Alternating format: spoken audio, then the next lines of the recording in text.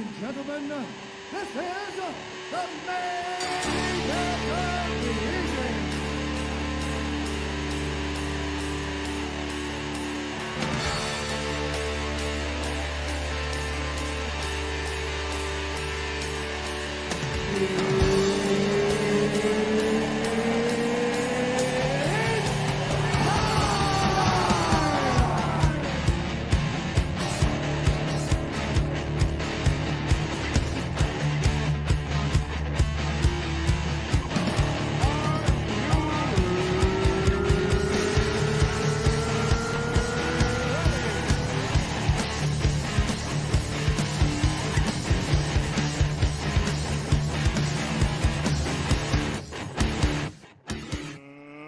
Let's get ready to rumble!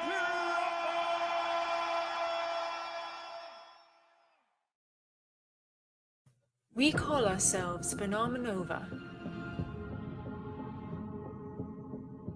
Yesterday, the Stormbearers, a deadly group of mercenaries, took control of a nuclear reactor. Before we arrived on the scene, Galvanite, a superpowered teenage boy, attempted to stop them. He failed.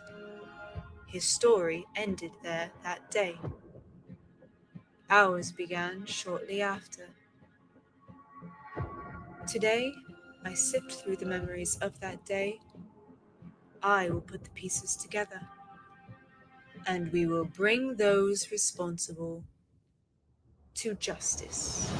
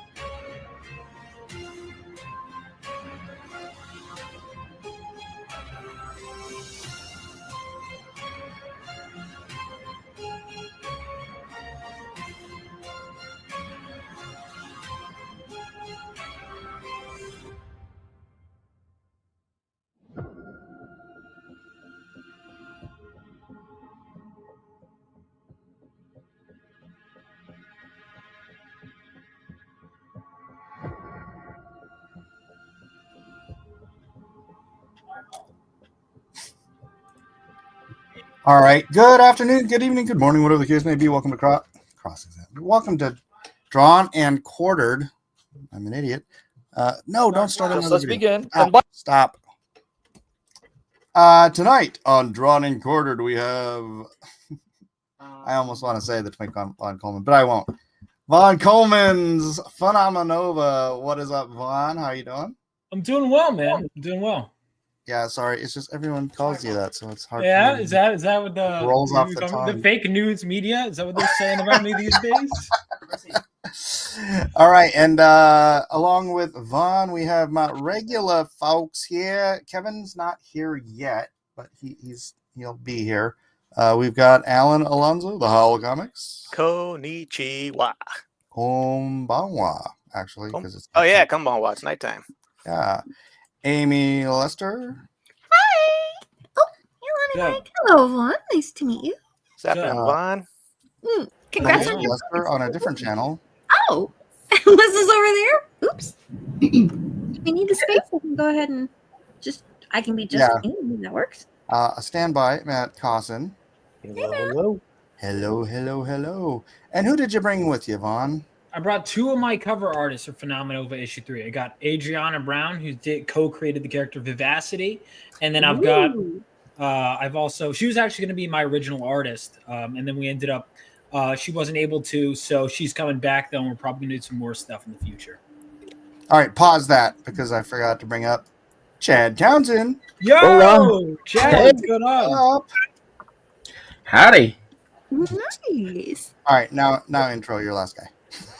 Guys, girl. Oh, Zach. This is my buddy Zach. Wow, Zach. he just misgendered you, Zach. So what's up, B?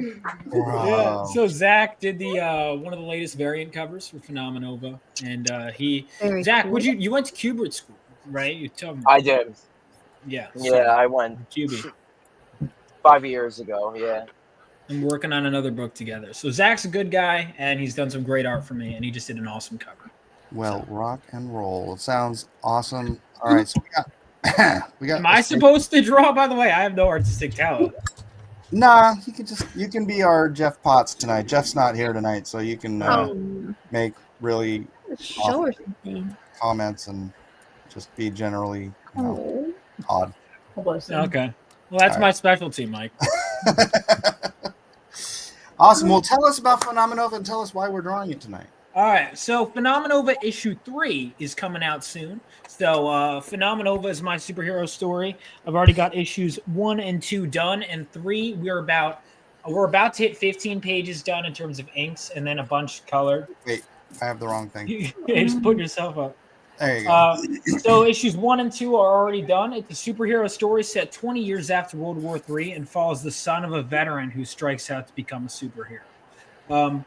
It is basically, we got our 3rd issue is going to be following the team as they try and stop a heist at a nuclear reactor. It's kind of a bit of a flashback issue, but it's also in the present. So the Kickstarter launches on Friday. We are like 12 signups away from 200. And we've got a ton of great stuff here. Like I said, we got a bunch of cool covers and a lot of interiors. And if you're not sure how you feel about it, you can read the first 10 pages of issue 1 on Global Comics. Awesome. Very nice. So you got that on Kickstarter. Do you have the other 2? Are they still going on Fund My Comic or anything? No, I shut down the campaigns. We can find them on my website. I can go ahead and give you those links, though. Good. Yeah. Give them the. Yeah. Who's gonna post that stuff in the chat? You know what? I should. Can you post a link to your Global Comics 10-pager? Yeah, I mean, you actually can read the whole thing if you have Global Comics, but I'm Well, saying, I would like some reference. yeah, you got it. Oh yeah, I posted. Chad, you're not in the DM room, huh? Oh, I see it. I see it in the private chat now. Yeah. Vaughn, say something in the chat, and I'll make you a mod. Oh, I see it. I see it in the private chat now. Oh, wait. I take it back. I do not see it. Oh, you're gonna lose, Chico? Okay, hold on a second. This is how live TV works, guys. Let me get in and chat so I can. Yeah. Log. All right. Vaughn will be posting his own links. Okay, sounds good to me. Sounds good to me. Chad, I'll send you. Well, I'm joining the chat so I can. I don't know. Maybe help with that. Oh yeah, just put it in the private chat here, Vaughn. Okay. Any reference, just put it in the private chat here. You got it. Yeah. Let's see. So then if you go to rebeloasisstudios.com. So there's a bunch of different characters, and that's the tough part about issue 3 is we're kind of shifting focus. So in the first 2, we focused on our main character, and then we're kind of switching over to the team itself, the title team itself, and then we're going to bring them together in 4. So really, you have I have a bunch of characters so you guys to choose from. You could draw something from issue 1 and 2, or if you want to draw one of the new characters in 3, I can give you as much reference as you need. Cool. Yeah. Alrighty. I'm gonna draw this on actual paper. Uh-oh. How's that We're sound? in trouble now. Which means I'm gonna have to switch cameras, but whatever. All right. All right. Well, does everybody else know what the characters look like? Because I did put them up in the other DM room. Oh, hey, what? Before we go, Kev Hulk 73. You're muted, but he's waving. He's saying hello. Wow. He's live on. Are you live on Whatnot right now, Kevin? You're still muted.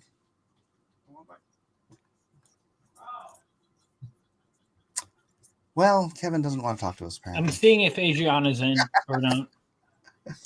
I am. Sorry. Oh, it's okay. Not my camera. Sure.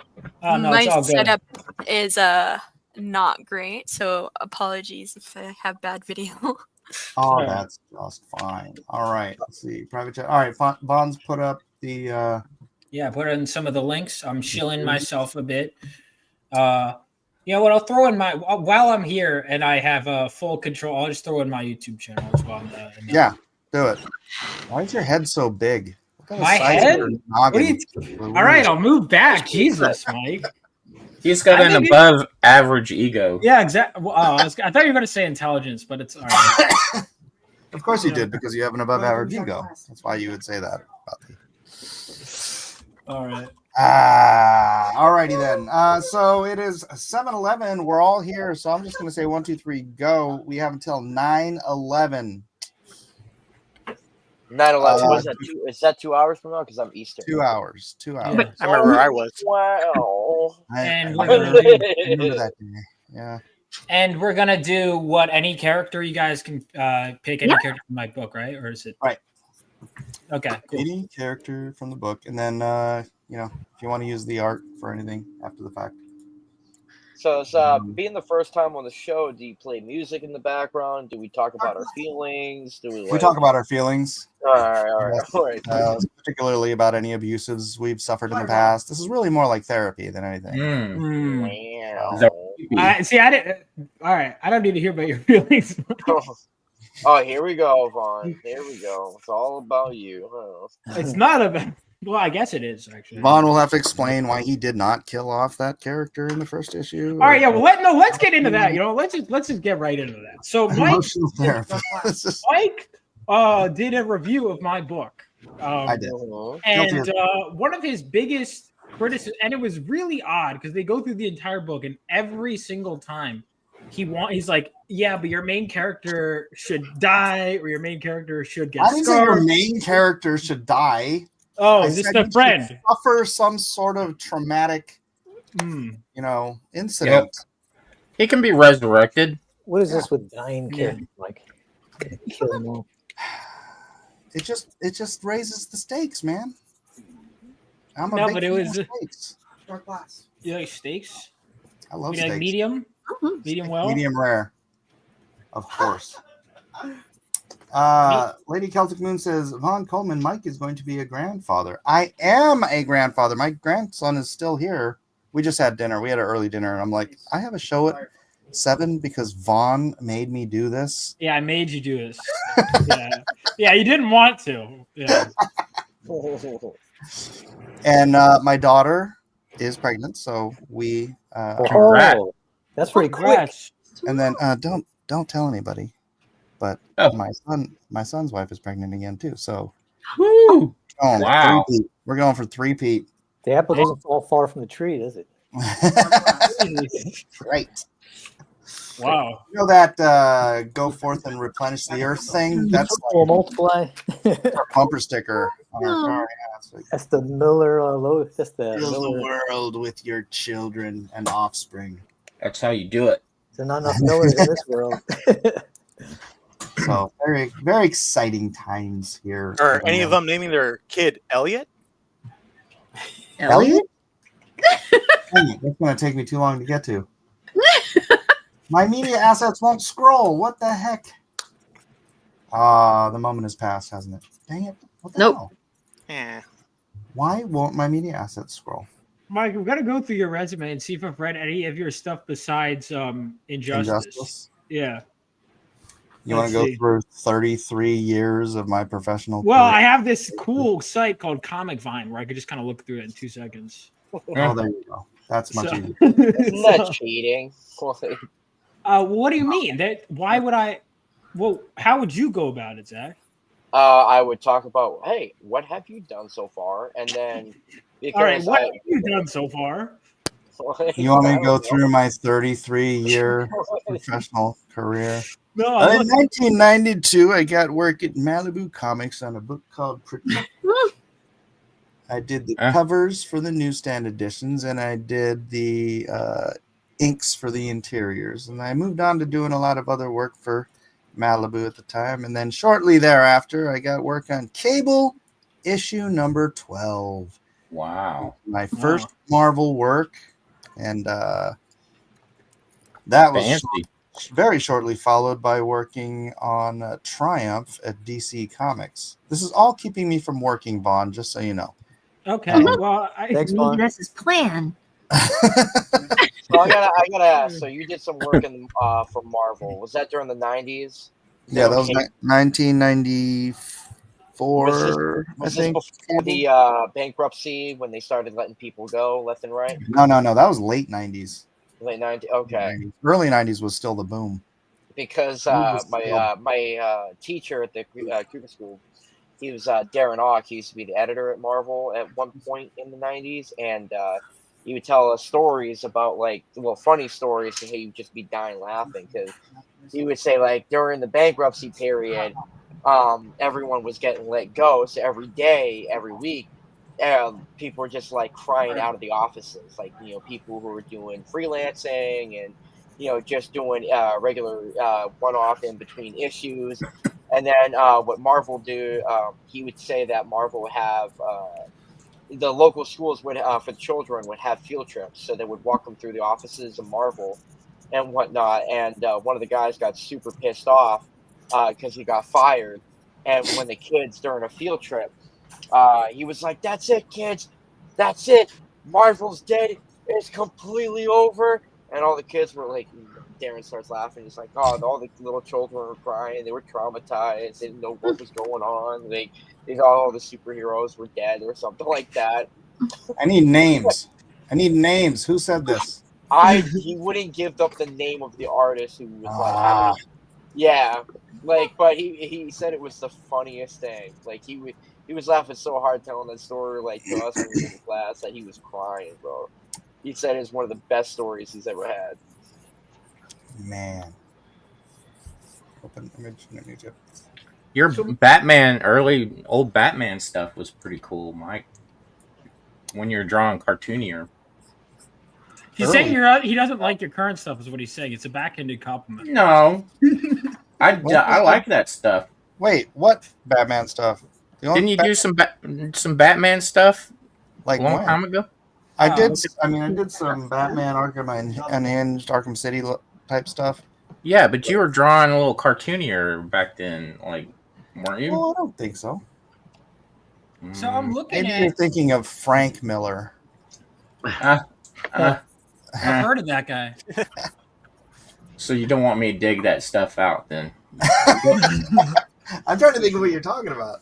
Dude, you used to draw cartoonier, not like you do now. Yeah, but not on Batman. I mean, that was probably some. Dude, there was a Batman story I'd seen you drew. All right, I'm gonna look this up. I'm gonna try. Yeah, look it up. So far, I'm not finding anything. But, what's the kid with the red, white, and blue mask, Vaughn? Who's that kid? Oh, that is. Hold on, my computer is freezing. What the hell? Is it patriotism? No, Kid Kaboom. So he fought during World War III. He's cool. Yeah. He actually, fun fact, he was Boom Boy originally, and then Phil Diaz was like, what about Kid Kaboom? And then I said, okay. So he stole that from me and gave it to you. You're welcome. There's also a is that true? Called Kaboom over at who created that? I think it was Andy. Was it Andy Park? It was over at Extreme. You remember Kaboom from Extreme? Yes. Was that the kid who was like a man? Yeah, it was a girl. It was a girl named Kaboom. I think it was a dude. So I gotta.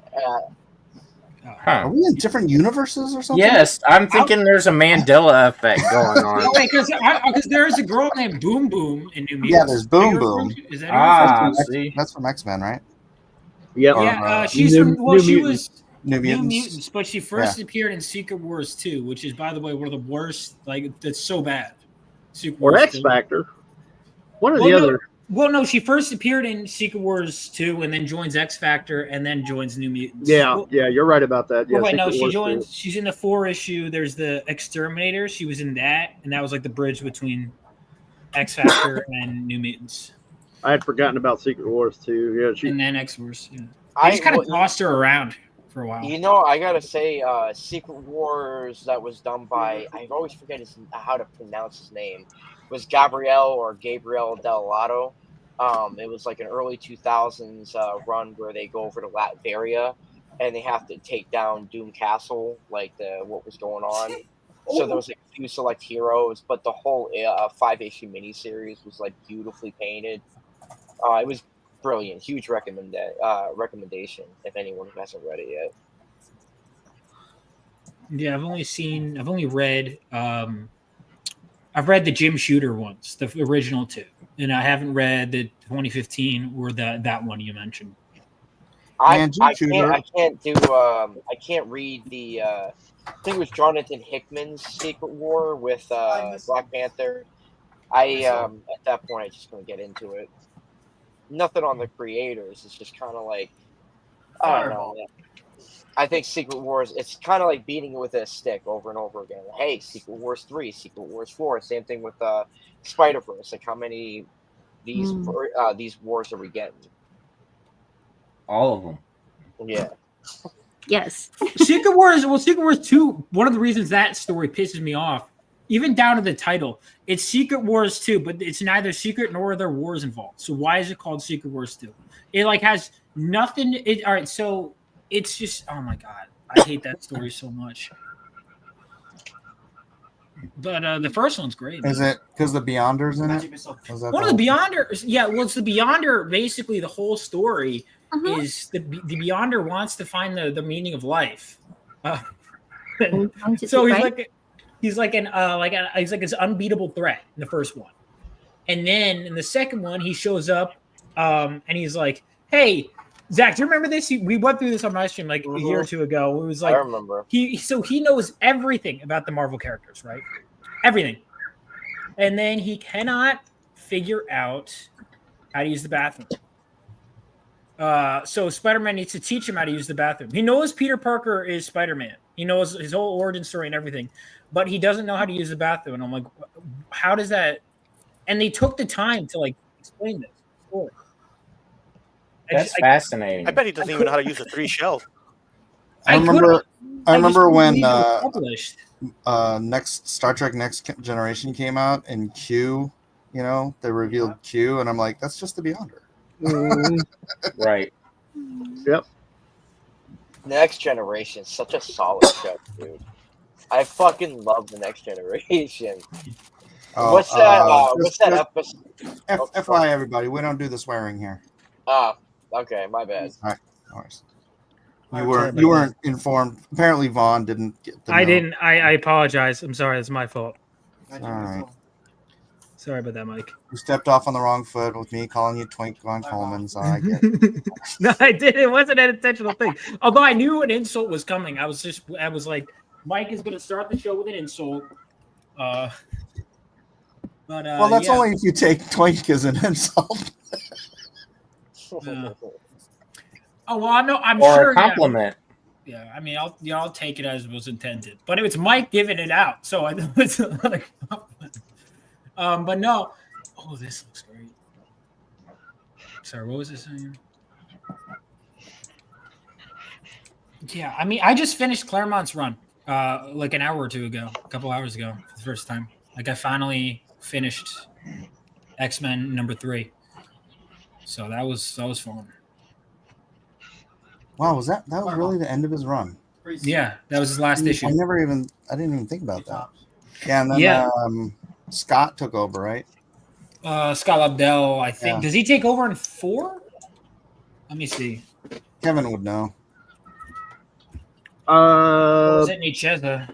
The adjective list X-Men title? Yeah, I think it was Lobdell. And Jim Lee was says partially. Burn. Oh, really? Yeah. That's crazy. They went straight to Burn. Wow. Yeah. Burn did a few issues. He didn't stay on very long, though, from what I remember. Dude, I love Al. He got mad about the books taking too long or something like that, and he left. I can't get enough of Al Milgrom. Definitely, I don't think he's not talked about enough because his hands in so much Marvel stuff. my favorite stuff will always be the Spectacular Spider-Man with the relationship with Black Cat. I think that was golden. All of that was golden. I like that stuff. Mm-hmm. I remember he had that nightmare about having all little black cats and Spider-Man kids running around the house. Yo, are you like friends with Al Milgrom or something? No, I've never met him. He was one person I I've always could not stand anything Al Milgrom did in the 80s. Really? Yeah. I'm on the same page on that one. Mike, so I know some people can love his work and some people can hate it. Like my uncle cannot stand him either. See, I didn't know anyone could love it. I liked what is it? I think it was my favorite cover. I think it's Spectacular Spider-Man issue 87 or something like that, where it's like a back shot of Peter Parker taking his mask off, showing Black Cat for the very first time that he is Spider-Man and whatnot. Then I was like, dang, like that was, I don't know. As a kid, I thought the whole her almost dying because she got shot up during a mob warfare was a good storyline, and I couldn't get enough of it. Man, I'm about to get to because I think I'm gonna break from X-Men for a while and go to so New Teen Titans is on my list. Oh yeah, I want to finish that. So I didn't get to that. I've read the first 4 volumes, which goes up to I think issue 28. I've read, so I'm going to go back and finish that off. Get through Judas Contract. I want to read finish Invincible. I'm halfway through that. And then I want to read Kirby's Fantastic Four at some point. That's solid stuff. Oh yeah, funny aside, since we were talking about Milgrom, they announced at San Diego Comic-Con that the Elsewin, the John Burns Elsewin story is announced. And I saw that. And that's great and all, but I think John is letting some of the people in his forums do the inks. Oh no! And the thing about it is that's beside the point. But what I'm getting to is since we're talking about Milgrom, apparently I've been reading bits and pieces of this on Facebook, but apparently Joe Rubinstein and Al Milgrom were mad that they weren't contacted about inking the pages, and I was like, when has Al Milgrom ever inked John Byrne? And I'm pretty sure it'll probably look pretty terrible. Joe Rubinstein, I can understand because he inked him on Captain America and a lot of those Marvel Handbook entries. Heroes, I think. Yeah, he still does some pretty cool work.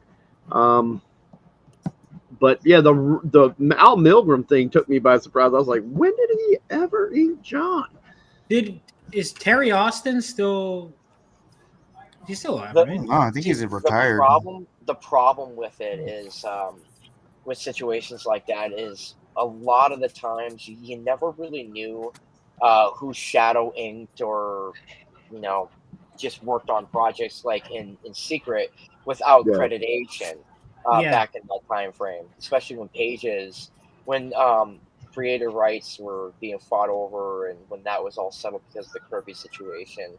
Then they were giving pages back. For example, when I was at the Kubert School, it blew my mind that Adam Kubert had a couple ghost artists that was doing his backgrounds.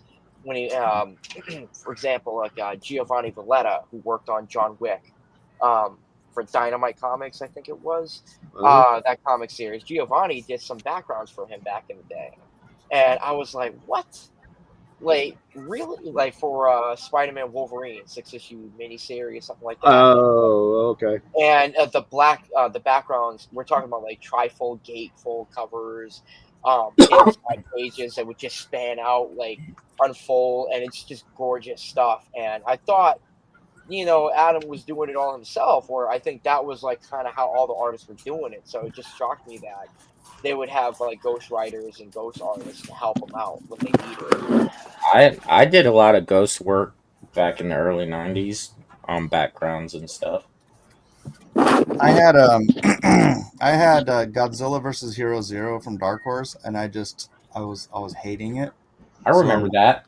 I just had I'm the one that's credited with it, but I just had Richard Friend hadn't really broken in very much to the industry yet, but I just had him ghost me on probably 80% of that book.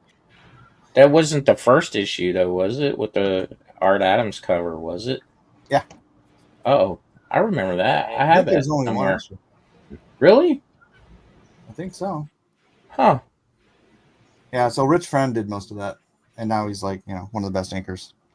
And a phenomenal illustrator on his own work. Frank should work on Bird. Richard is your friend.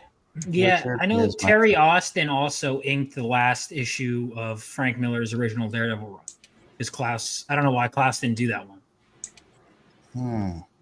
But the one where it's him with the gun and they're playing the roulette, that was Terry Austin's inks. I mean, Bob McCloud would also do it. I personally a really great job. He's so good. For him.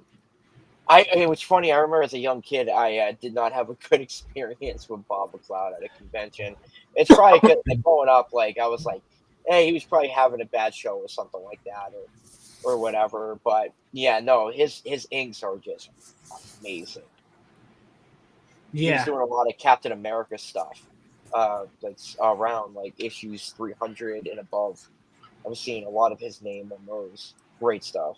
I like Mark Farmer a lot back then. Oh yeah, Farmer's freaking awesome. Farmer's probably one of the best brush inkers in the industry. Yep. I think what was I gonna say? Nothing. I don't know. I don't remember. Oh no! But it was probably something very important. Probably something. It was. Super, really deep about society. Your brain went so fast it couldn't even reach your mouth. Yeah, I guess so, man. No, that's so funny. I don't know. Weren't we going to be talking about some interpersonal drama here? What? Come on. Oh, yeah, of course. Yeah, everyone's favorite topic. Yeah. All the fun stuff. I do. I have. Oh, sorry. Go ahead. No, you go ahead. You got drama. No. Ladies first. Lady. Wow. You take that, Chad? I do. What? I think this. I think that you guys probably all appreciate or So when I was at school, Joe Kubert School. Yeah, I love that place to death, man. I 100% represent it all the way. But I was in one of the classes, and Andy Kubert starts walking into the class, and we had one of the instructors at the time. He was telling us, he's like, "Oh, he had a bad run in with Steve Ditko at the time." I was like, "What?" And he's like, "Oh yeah, like so." He starts like, "This happened not that long ago or whatever." And this was like 6 years ago. He's like, when Steve was alive, there was a point where Andy was in the offices or whatever. He was in the hallway trying to wait, and the person that was in the office barged out of the office like furious, and he shoved Andy Kubert against the wall as he was trying to walk by him, and it irritated, it pissed him off so much that he was trying to say hi to him, and Steve was not having it, and he just like barged it. He shoved him really away as he was walking away. And I think Andy was trying to get confrontational because, I mean, that is disrespectful. I mean, like, can't do that, And there was like a thing that almost blew out, but Andy just kind of kept his reserve, kept his patience on that one. Mm-hmm. That's almost the equivalent of a glove slap, Apologize. Don't meet your heroes, kids. Because I've heard a nice Steve Ditko story. I know Renee Witterstater told me that she had one conversation with this guy. It was just in the office. This guy Steve, and he was just super nice there. And he just go, and then he walks out, and they go, "Do you know who you were just talking to?" She's like, "No." He was a nice guy named Steve. She goes, "Yeah, Steve Ditko." And she was like, "What?" Like I don't know. Apparently, he was just I just heard he was a really quiet but nice guy. Dawson's got Ditko stories. Me? Yeah. Ditko? Yeah. Oh, actually, you know what? That does bring up. Oh wait, no, never mind. It does bring up an interesting I think thing. he knows So, Mike Ditka. Yeah, Ditka stories. There you go. let me ask. Bears. This is like a thing that I've had conversations with people, and I think it's an interesting topic to bring up. So Steve Ditko, being a recluse, I think that's the right word to use. Where the only photos in existence of him was the one in the Marvel bullpen office, as well as the one where it was his high school photo at the time. And the minute he dies, there's a museum dedicated to him as well with like photos, the whole 9 yards. And I don't know. I feel like if the man during his during his time where he was alive wasn't like that with the general public, I feel like the exploitation was just kind of over excessive. I don't know. I feel like if we weren't meant to look at some of the things he want us to look at, then should we have the right to look at some of that artwork or some of the photos and memories and things that happened throughout his life? So this is a question I wanted to ask you guys. What do you think? If his family's okay with it, I feel like a lot of things that happen when people are grieving are for those who are left behind. So if his wife and his kids were kind of like, you know what, these were good times, and it would be nice in some way for them to share that. And yeah, and plus, honestly, he was doing his own legacy a disservice. Did so much so. Do you know about his artwork? About like in 1996, 97, somebody managed to get him to do a interview, right? And he hadn't been interviewed in like ever. And so he goes up, the guy that interviews him goes up to his office, and they're just doing the interview and they're talking about stuff and blah blah blah, and he looks over at Ditko's desk, and there's just a big stack of paper there, and he's like, he asks Ditko, he's like, so what is that big stack of paper? And he's like, oh, those are my cutting boards. And the guy goes over to them. It's all of his original Spider-Man pages. Really? Wait, he cut them up? Yep. Yeah, he would use them as cutting boards when he needed to cut out Zipatone or whatever, or anything. And and the magazine, the article gets published. Like all of anybody he's ever known basically contacts him, and he's like, "What are you doing?" He's like, "I hate these pages." It doesn't matter if you hate them; those are comic history.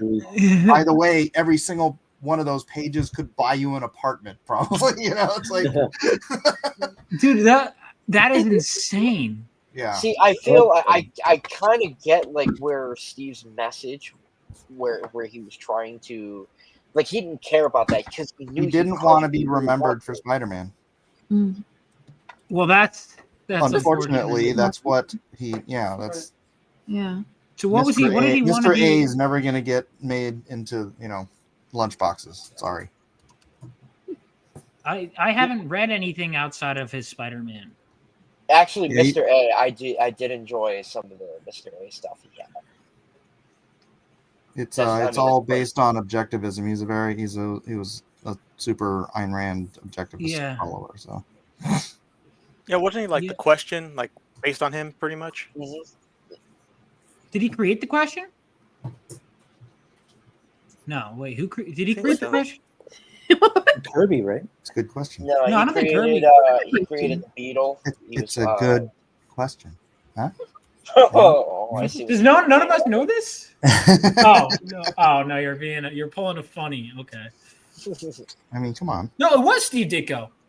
It was. I'm the dad here, right? Yeah, I want to say the Question was his. Yeah, that was my question. Okay. Oh no, wait, that was your question. We're doing this. All right, man. Third base. Everyone's a click away from Google too. I know. Although if you ask who invented the Question, that gets into really long philosophical. Well, the first recorded question in literature. What came first, the question or the statement? Question or the answer? The question or the answer? Oh, I'm going to create a character called the Answer.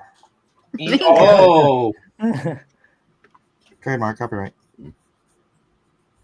Actually, I've been reading, getting into reading the Batman comics recently, the old stuff. I'm not a I just fan. came up with who invented comic books. Like, Remember my old cartoony Batman? Dude, I gotta be honest. I think out of all the Batman artists, because I'm reading a ton, I really love Norm Brayfogel's art on Batman. It's really pointy. It's kind of like it reminds me of like Chris Campagna's stuff that he's doing right now. A little bit of Rick Leonardi. I don't know. It's got a lot of energy. He flipped out on me one time at a convention because I Really? was being honest, and I told him how much I would prefer Steve Mitchell inking him on Batman, and he hated Steve. Oh. He hated his inks on him, so he lost it on me. He's like, "Why does everybody say Steve Mitchell's the better inker? He sucked." oh my goodness. He You could just say, I definitely really like working with this inker instead. So I think he did a great job. Norm leaves a lot of space open for interpretation when he does his line, what do you call them, quick lines for his backgrounds, You depending guys hear me? on the motion. Yeah. No, I can't hear you, Mike. I might need to reboot. My computer's No, like we can hear you perfect. I'm locked up. I have to reboot. I'll be back. Okay. We'll hold down the fort. Wham. No, wait, come back for it. That's how it is. And when I went to Comic-Con last week, I was kind of the same way. Kind of like I would meet. I'm always leery about meeting other professionals because I don't want to have a bad experience. But this time I thought, you know what? I'm going to talk to some guys. So I watch them on YouTube and watch some of their drawing stuff. So I went up and I was like, yeah, I shouldn't have walked up to this guy. I was like, it's like it's like a pain for them to look down their nose at you, when they talk to you. It's just like, I got I chickened out on meeting Silvestri for the same reason. Oh yeah, I met him. He was actually nice when I met him. He was, but I'm talking about younger. It seems like younger guys are the biggest jerks. It's like I'm like, dude, you just draw comics. Get over yourself, man. Who cares? You walk out of this room and nobody knows who you are. Even in this room, nobody knows who you are. This convention center. I mean, unless you're like McFarlane or Jim Lee, or they know your face, Liefeld or something, but they don't know you by face. I mean, but I think it's when you're an artist, you're working at home by yourself, and then you get like news from the web, and people are gushing over your stuff. Then you kind of get this like weird, delusional type of sense of grandeur. I don't know. I think that's the thing with social media in general too, is that like people have this inflated sense of self. Also inflated self-awareness, but inflated like, oh, I'm amazing. I have this many followers online. That doesn't matter. If you walk down the street, people aren't going to recognize you. Yeah, no one's going to know. And no one's, even if you tell them, they wouldn't care. And it's like, cool. I watched, there's one, see, I don't know him and I didn't really stick around real long, but I remember walking by the DC area. I think it was Scott Snyder was like signing for people. He had this big line, right? Mm-hmm. And he just looked like he was just like, did not want to be there. He was like, I'm like, look at this poor guy suffering. People actually buy his stuff and want his autograph. It's horrible. I was like, gosh. I was like, it's irritating to me. I'm like, he wasn't sick. I mean, hey, maybe he was sick. I don't know. But I'm like, come on, man. It's like you're freaking there and people are signing and it's like, gosh, I don't know. It gets me going, man. I'm like, you should be freaking every minute because you're popular maybe right now, but 5 years from now, 10 years from now, no one probably know who you are or care. It's like it's so fleeting, that type of stuff. That's always been there, though. I remember going to Comic-Con like back in the '90s. The internet wasn't that big yet, and you had to make way for the ego before the artist. But now it's like no name, at least to me, they're name, but guys that aren't like as big as life and all that, they get. I had the most amazing interaction with Neil Adams when it came to that is the good one. I love it, dude. So I was like, out of all the people, I was like, you know what? I'm gonna get my portfolio critiqued by Neil Adams, and my instructor Alex Stevens at the time, he's like, oh no, like like he is, he won't give you the time of day. He's gonna give you money to like walk away, so you don't like take him. Like, he's gonna have to look at his portfolio. I was like, but like I didn't know about the hype of people getting their stuff reviewed. Like you know what I'm saying? Like I was like, no, I actually want this guy to really tell me what's going There wrong you go. with my artwork and stuff. Welcome back, Mike. So, Hello. what's up? So Don't I let me was. interrupt. Keep going. No, oh, sorry. So New York Comic Con comes around the corner, and I get my portfolio ready. I go up to Neil Adams, and I'm like, "Hey, Neil, from the Cuber School. It's my second year. I just want to tell I start going on about like the work that I've read from him, what I like, and whatnot. I was like wondering if you could take the time out of your day for a few minutes to go ahead and give me a critique. And he goes, no, I don't want to go ahead and critique your portfolio. And I was like, he's like, how about I just give you $20 and walk away and whatnot. I appreciate it. Like, I don't want the money. It's not the money for me. I did want you to critique it, but if you don't want to, I can understand that. I'm sorry if I wasted your time. I hope you have a wonderful weekend, and like, God bless or whatever. And he's like, whoa, hold up, kid. Hold up. Come here. He's like, what did you ask? He's like, what do you want from me? He's like, you want me to do something. What did you want? I was like, I want you in my critique to give me a portfolio critique. And he goes, yes, you want me to do something for you. I don't want to critique your portfolio. I don't want to do that, but you want something from me. So how should you ask? And I was like, Neil, do you want to go? I'm trying to do it in a respectful way. He's like, no. You need to be direct. In this business, you need to be extremely direct. You can't be nice. If you want something, you got to go for it. And he's like, ask me again. I was like, Neil, critique my portfolio. And I was like, he's like, okay. Then he takes the portfolio out of my hands. He looks at it for like 3-4 seconds. He's like, kid, do you know who like Norman Rockwell? And he like starts listing out like Alex Ross and like 3 other painters, like and like fine artists like Virgil Finley. He's like, you know these people? And I was like, I know 3 of the 5 that you mentioned. He goes, okay. What they have is these things called books, and in these books, they have these things called words. Now, I understand all you people like to open these books up and look at the pretty pictures, but in the first couple pages of these quote unquote books, they have these things called words, and what you do with these words is you read them, and that's how you obtain information. Dang. He's like, and it explains the whole process of what they do. And he's like, you basically trace. You trace everything.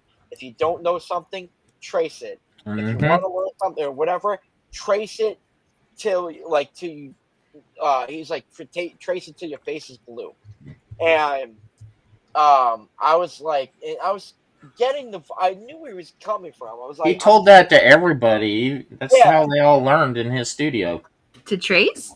Yes. Okay. He told people to use photo reference. Like, so all the guys that you think never used photo reference, like Wrightson and all those guys, they all did. I heard that like he would have this files of like he had like a gun file, and he would a bunch of gun pictures when he needed to draw guns. Like for anything. That's what I heard about Neil Adams. I know a lot of people did. I was assistant to Neil Adams' assistant in the early 90s. Wow. So I'm like second generation. The last time assistant to the regional manager? Yes. I was a guy named Arthur Nichols who drew like the first issues of Magnus at Valiant. But anyway, he was at continuity and stuff.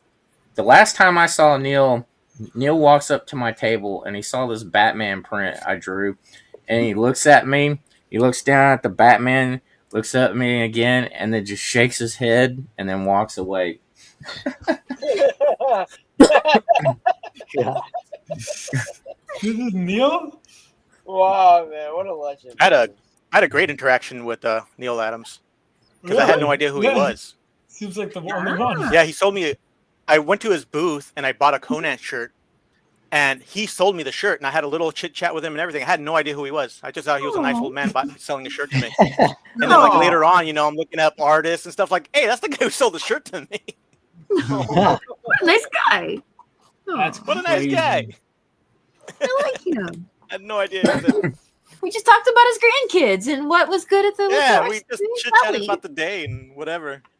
I did that with this actress. I saw this lady and I just asked her like a question, and she was super nice. And I was like, I thought she worked there. And I'm like talking to her, and she's like super nice. And then like she's like, well, it was nice talking to you, thanks. And then she turned around, and she walked up on the stage where they're interviewing her. Some news, I'm like, what the heck? Like, she was really nice. Who was it? I can't remember. It's just some young actress. I don't really watch TV nowadays, so. But she was real nice, and she was just looking at me from the stage, smiling. And I was like, what? Aw, what a sweet person. Yeah, I've she was real heard nice. some people like that before, where you're kind of like, oh my gosh, I would love to go out and have coffee with this person and just chat sometime. They're lovely. So it's always nice when you run into people like that. That's I ran into line. Lou Ferrigno at an elevator, and it was the funniest story because like we were probably on our second kid, and so we were like just in a thing, and my father-in-law was in there with us, and we were going up the elevator, or it was about to close, and like he's like feeling my wife's arm because she's for the first time in her life, because she's been carrying babies around, she's got muscle tone in her arms, right? And so he's like feeling her arm, and then she lifts her arm up to do the flex, and that's when the elevator doors open, and the Hulk is standing there, and he sees my wife flexing, and he goes, "What's that?" And my wife goes, "It's a muscle," and he goes, and he flexes, and he goes, "That's a muscle," and his bicep is literally like the size of my wife's waist. He just That's great. That does make a good story. Right. You got the good Ferrigno story. Oh, I hear people have some nasty ones on there. Like they don't have good reactions with them at all. I feel bad. Like, oh my. I think the people, they try to take pictures of him, like just try to sneak a picture of him, and he's like, "That's how I make my living." His eyes turn green. Yeah, they'll make him angry.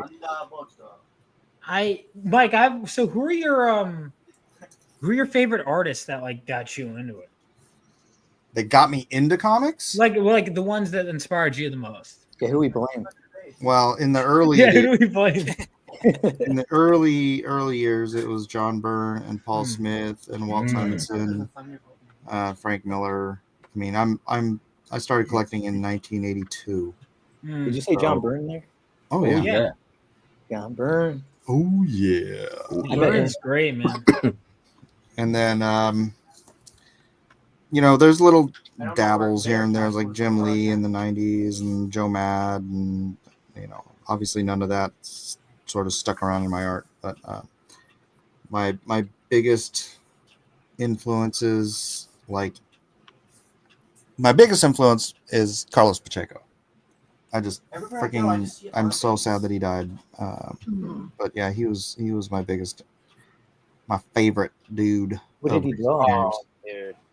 What did Carlos Pacheco draw? Yeah, he's awesome.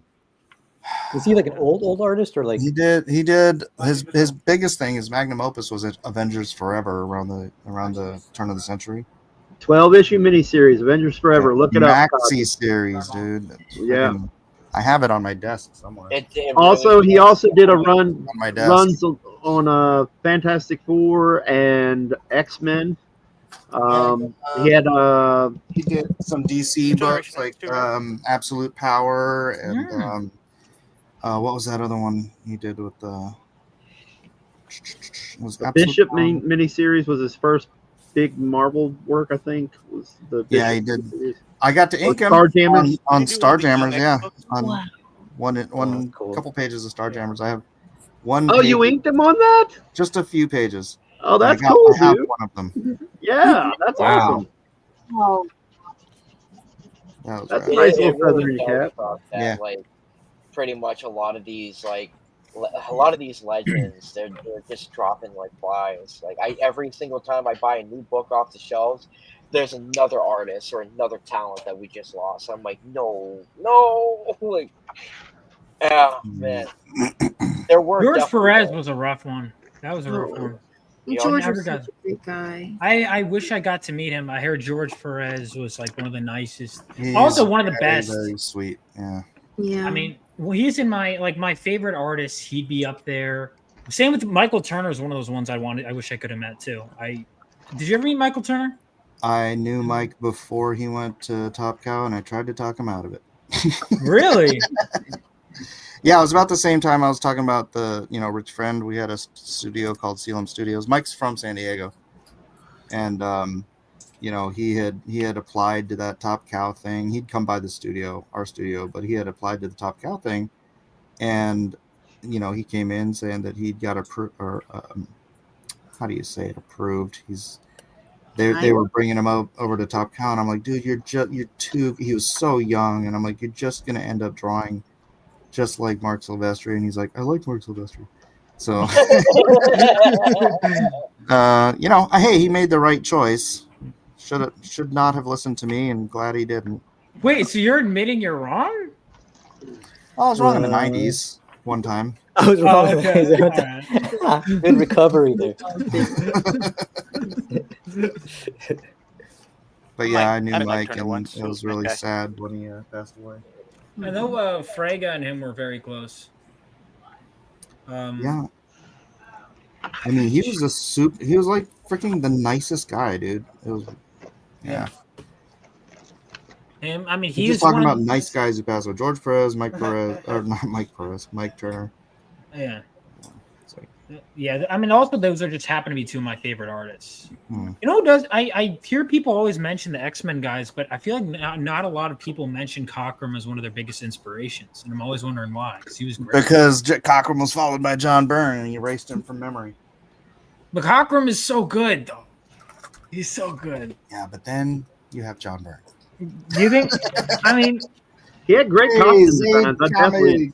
Feels in the chat. What's up? I mean, I think Cockrum's a better character designer than really most artists in general. He's one Oh of the- yeah. That's the thing. There are a lot of right? 90s guys Character go after design is Art like. Adams, though. What about Art Adams? Whoa. A lot of 90s artists try to copy Art Adams. Oh Yes. yeah. Art yeah. Adams. For sure. I mean, stinking. Monkey if Man you look O'Brien. at Like, Rob Liefeld's early stuff, it's all just straight Art Adams cloning.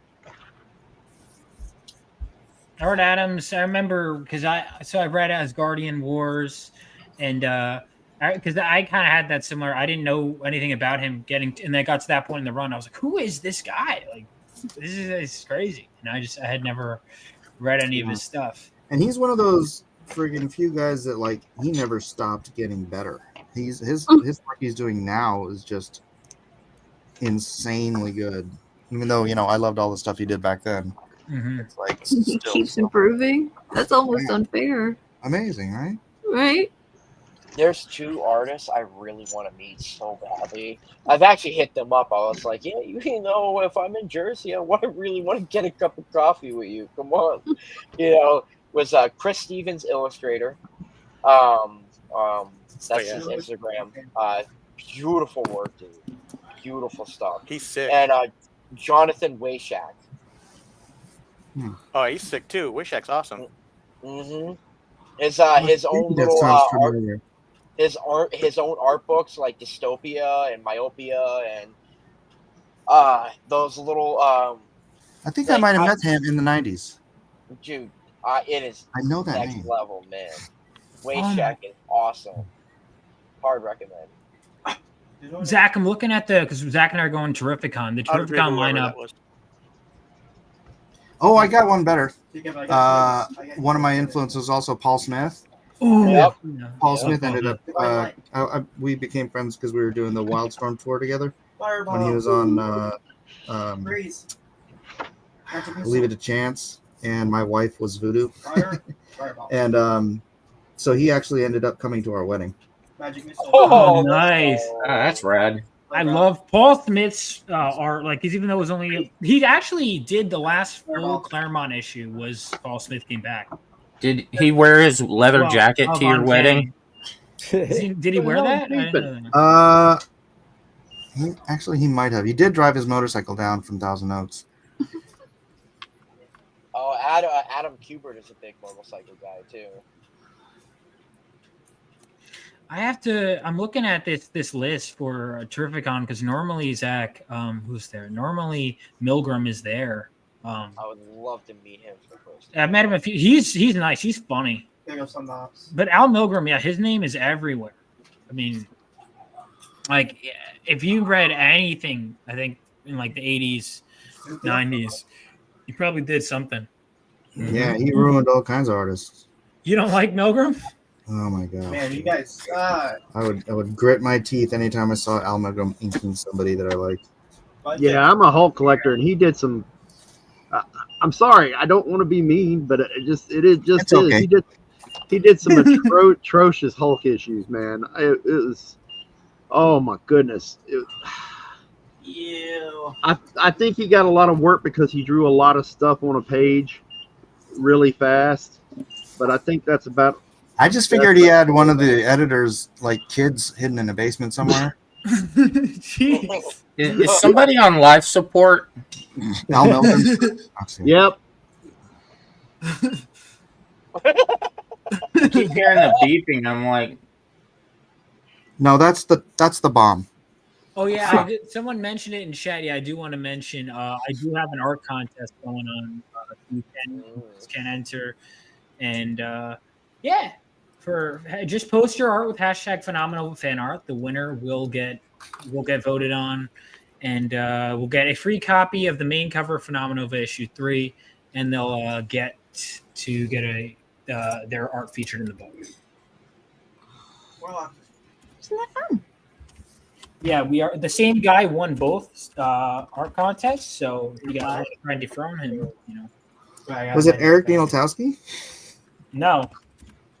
What happened with him, by the way? What do you mean with the whole Youngblood thing? Yeah, what happened there? I don't know. I haven't talked to him or Rob about it, so. I know it was a Eric's response was not going to endear him to Rob. Yeah. well, Rob really wasn't very verbose either. He was not.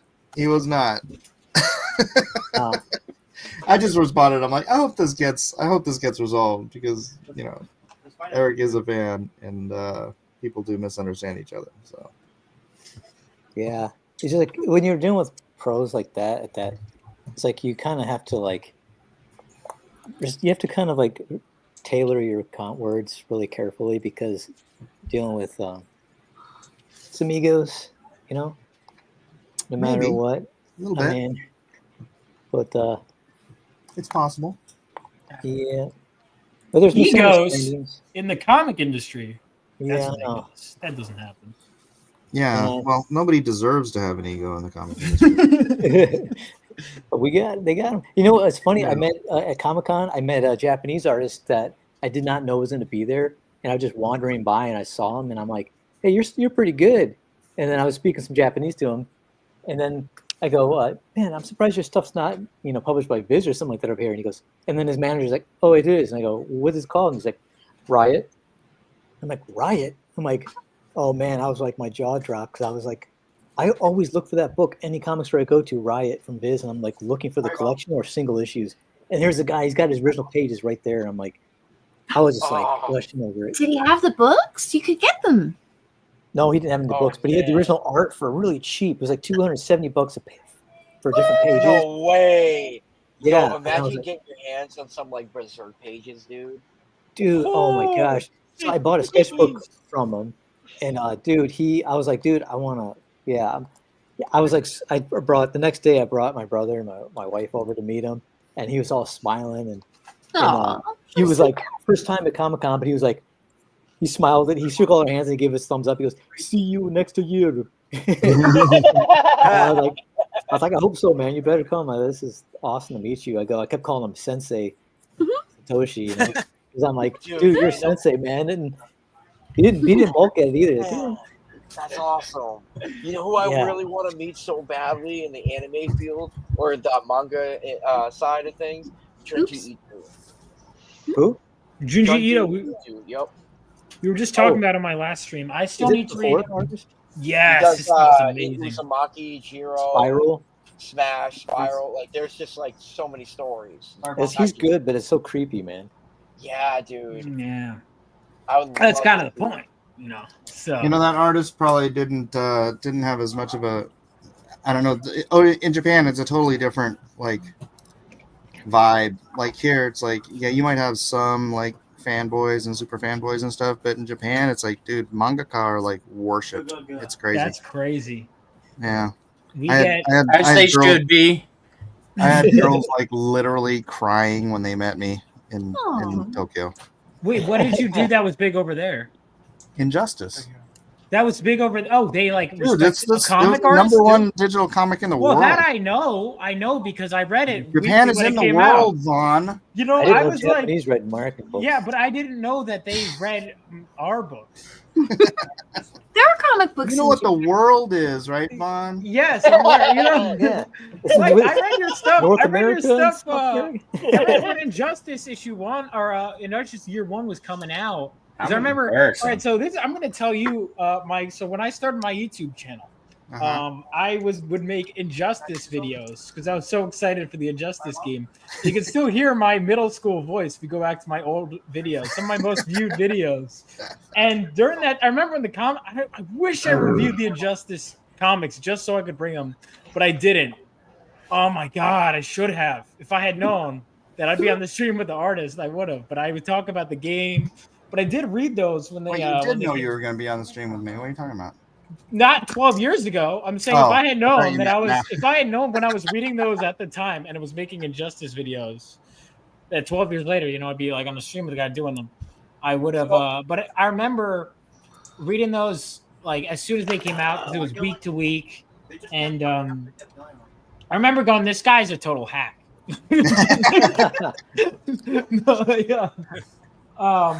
That was. Oh no, we lost Vaughn. Is there a storm over there where he lives? Something?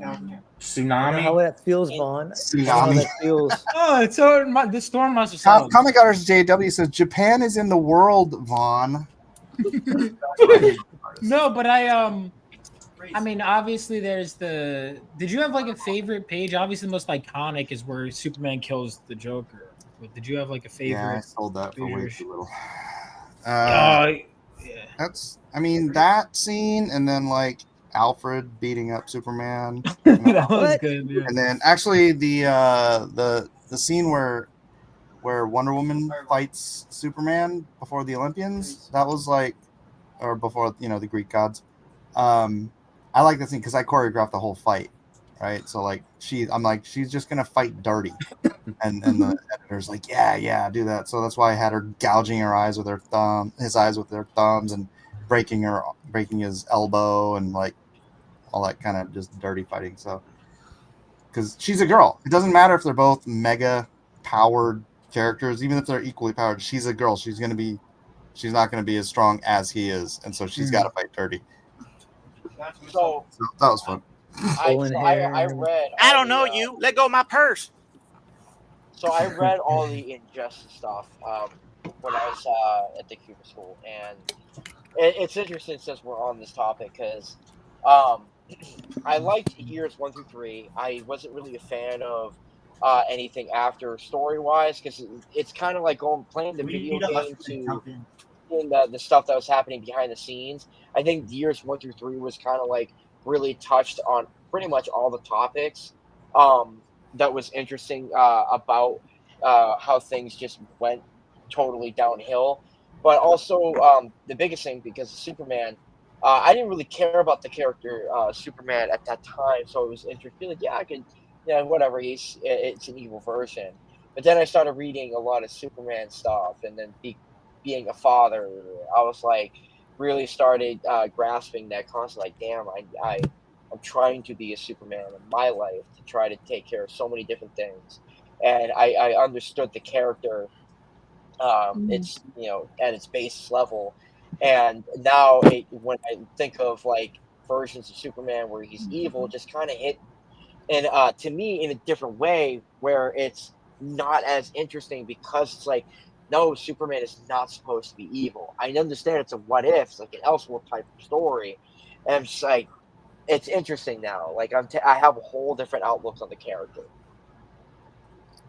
Yeah, I mean, evil Superman, like, so that when I stopped after year one because I was like, you're telling me Superman, like they do all this crazy stuff and he's just perfectly fine. And it was like Captain Atom, Martian Manhunter. I'm like, I'm sorry. And maybe this is just me, but I don't buy that Superman could beat Captain Atom and Martian Manhunter that quickly back to back and just be perfectly fine. And then Alfred finishes him off. I'm like, come on. I think Martian Manhunter got nerfed way too easily. Yeah, Martian Manhunter alone could I could argue. He can body even on a psychic. Martian Manhunter is insanely overpowered, like to a crazy degree. Do you guys think I think he could beat Superman?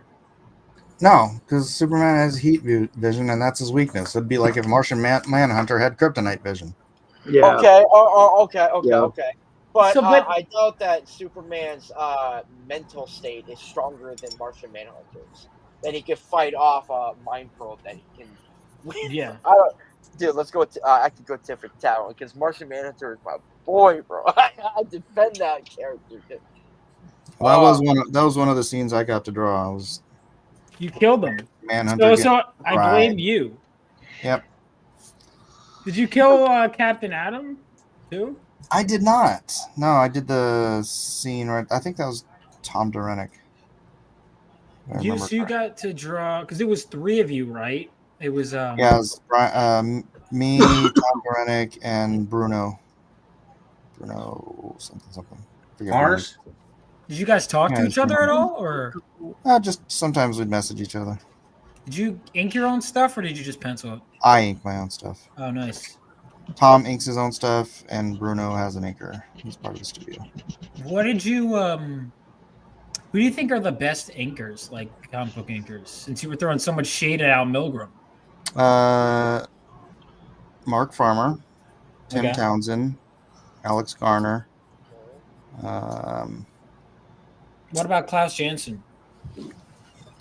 Depends on who he's inking. I mean, that's another thing. It's like there's inkers that I love on anybody, and then like Paul Neary inked me on X-Men or on JLA, and I'm like, I love Paul Neary stuff, and then I saw it on my work, and I'm like, I don't like this. Oh, really? So it's like you were let down. Yeah, I was let down, and but certain inkers work on certain pencilers, and you have to be a good editor to be able to make that connection. But freaking Mark Farmer. Also Scott Williams. Mm-hmm. Scott Williams inked John Byrne on those 2 pages in that X-Men, that mashup issue. What issue was that? Was that issue 3? No, it was like issue 2. Oh, I know which one you're talking about. 274 or something like that. That was the best John Byrne has ever been inked when Scott Williams did those 2 pages. What? And then he inked those Elfwind pages, man, and it looked like you stepped back into 1980, man. Really? Yeah. Somebody bought some Elfwind pages from John Byrne, and then they had Scott Williams ink them, and it literally looks like you looking at another issue of his original run on X-Men. Man, I hope they use those in the book. Well, yeah, I'd hope so, but I don't know. I mean, I'd hope Scott so. Williams even like available for work? No, yeah. they had asked him. Somebody had interviewed him and asked him, or either somebody asked him at a con. Mm-hmm. And the prevalent thing that was passed around on the boards, the John Byrne forums and stuff, was that Scott did not want to ink John Byrne anymore. And I don't know why. I don't know if it just was. He's just got too much work, and he didn't want to attempt it. I don't know what the story is, and I don't know if I don't know if it was meant to be like hateful or anything. He just did not. He's not worthy. He's not worthy. Yeah. I was about to say he might be nervous about it. Yeah. Like, but there is a thing about inking is that I honestly think, there's when you're inking other people's stuff, I think there's sort of a limit. There's no because you're kind of confined by what you're doing. I don't think there's there's a way to be just the super duper extra better than everybody inker. I think people can get to a certain level and then you're all kind of even out at the top. Sandra Hope's another one. I like her. She's great. She's nice. Oh, Sweetheart too. You know who I think is also a brilliant inker, or just oh man, is Mark Schultz. Sounds familiar. Well, he's a. I'm concentrating on people who are just inkers that ink on other people, not just Adam Hughes is one of the best inkers in the industry, but he only inks himself, right? Al Williamson. Oh yeah, that 5-issue miniseries. With, what about Phil Jimenez? Wonder Woman. Well, doesn't he inks his own? Frank Cho. I mean, it's the same thing. So there's artists that'll ink themselves. I'm not counting them in that category. I got the flag. And apparently my son has the flag. Well, that's good. Oh, what's he playing? Fortnite? Capture the flag. Capture the flag. Oh. I didn't know. I mean, it looks kind of Robloxy, but with wizards, and they're holding wizard books and throwing fireballs at each other. One of them have a flag? I have no idea. Oh, Michael, what's that game? David Icke, the game. I don't remember. Major Reno or something? I don't know. How do you not know the game? Is that a name of an anime title? I don't know what I'm majoring in. Is that what he said? I have no idea. No, I'm a Leave me huge alone. right. I've been playing Apex. Pablo's Legends. saying Art one. Wow. Bear wants to ink burn. I love Apex Legends. I was playing that game when I was in school, and I haven't stopped playing. What's going on, Bro Hawk? Hey, Bro Hawk. David Williams. Buzz said that. What's up, David? I remember Buzz was saying that he. I think he gave you a sketchbook or something like that. Because he was like, "Oh, I can't wait for David Williams to do something." This is my stream some time ago, but Buzz has a sketchbook where he just hands it out and he has everyone draw Mr. Miracle in it. Oh, neat. And I think he said he was excited for David to do something. Dude, I've been on the hunt trying to find a nice Mr. Miracle issue 1 copy. I want 1 copy of that. And I won't order it online. It's cheating. If you're gonna be comic book collecting, you find it the hard way. That's the beauty of collecting. Don't cheap out when you order online. That's cheating. I mean, I haven't done it, but yeah, I know. I assumed you did, David. I was just saying. I heard that. That was that's awesome.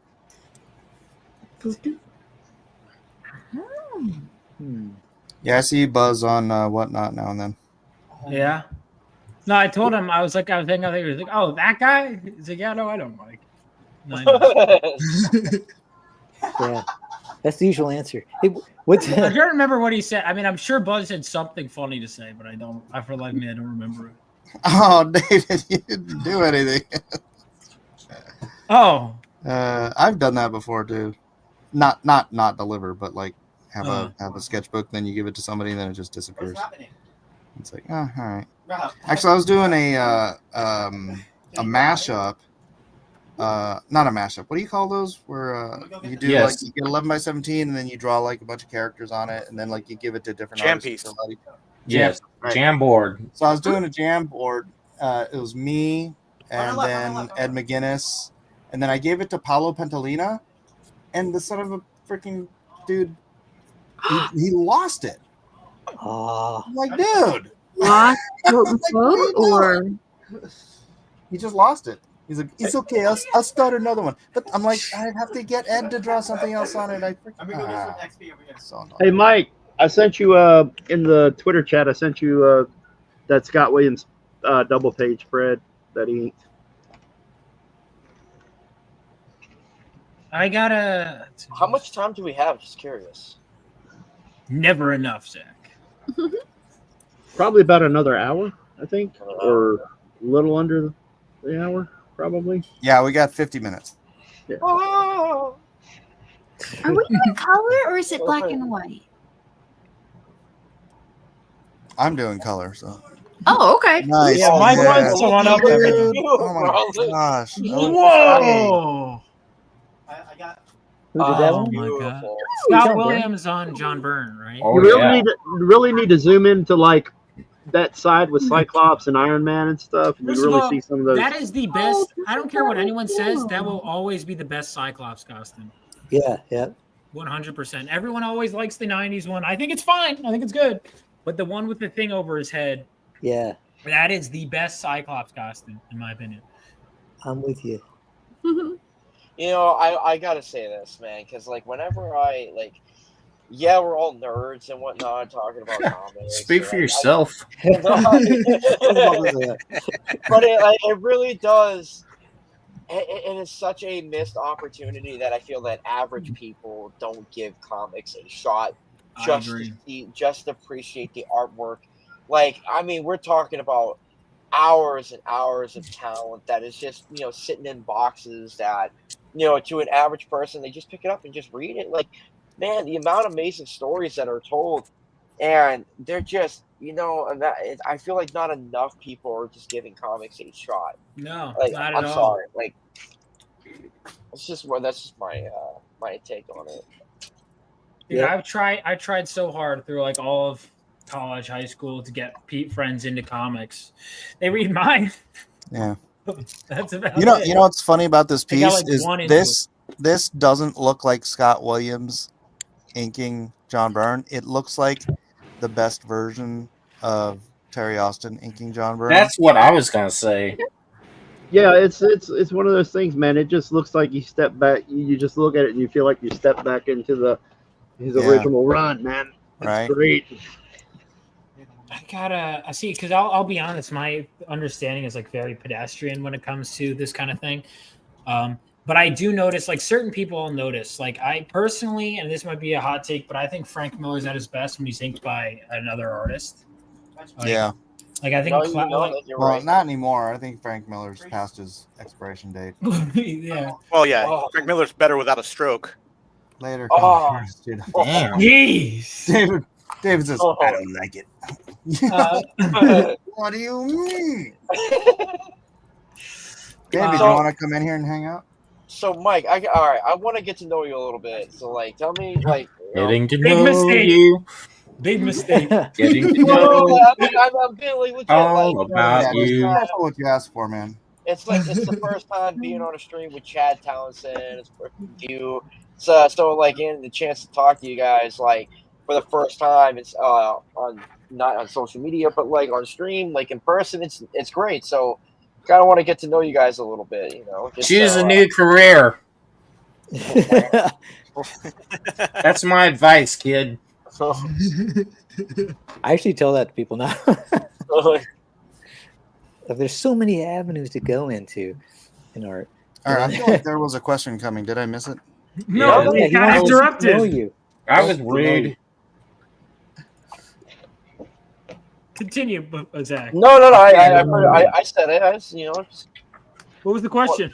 Yeah, we didn't hear it. I was rude.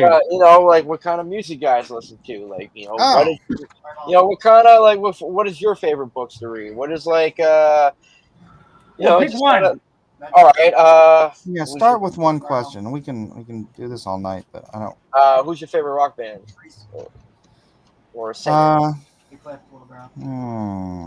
Like classic rock. What kind of rock? Be more specific with your rock. Okay, so when it comes to singers, I love Tom Jones. Love his music. Tom And then, Jones is not rock.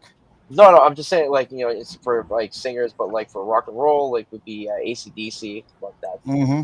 Yep, love that stuff. And then Pantera. Love Mm. that. I saw them a few weeks ago. I'm gonna did go back. you? I'm gonna go back to my roots and say the Beatles. Okay. Yep. Beatles are awesome. Huh.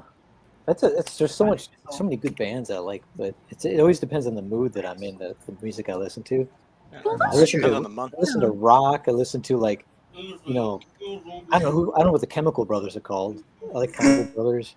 The And retro wave. Industrial? Maybe? Is it? electronic. Yeah, I like that. Electronic, I yeah. like film scores. I have an interruption. David says, "Hey Mike, ask Matt what size should the cover art be for Chuck?" Oh, it's gonna be like more magazine style, I guess. So I can get into dimensions later. Sorry, Dave. I didn't know if he told you or not, but yeah, it's. Did I send you my cover? You could just kind of like copy that dimension, but I'll check it. I'll get back to you. Yeah, I'm excited about Dave doing a cover, man, Hey. for that book. Dave is yelling at you in the chat to hurry up. Hurry up! Hurry up! With the Chop. He's chop. Dang.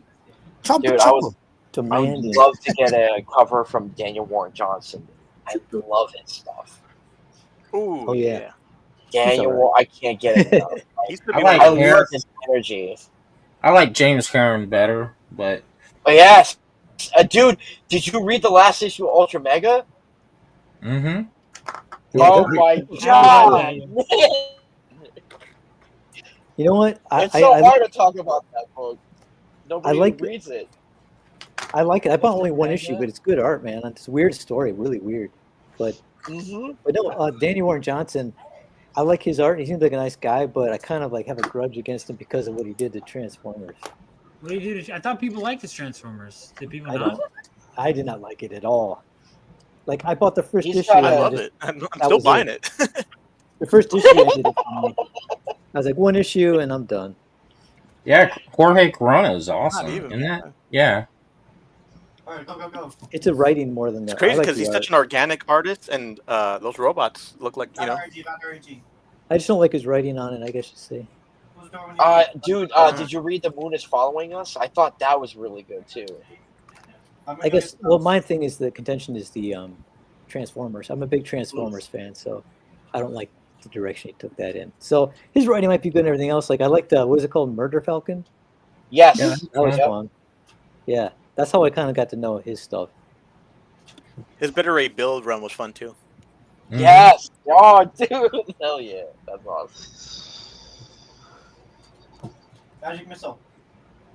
Yeah, It's he's like, gonna be he's gonna go down. That's one of the greats for sure. Like people are gonna be like, oh yeah.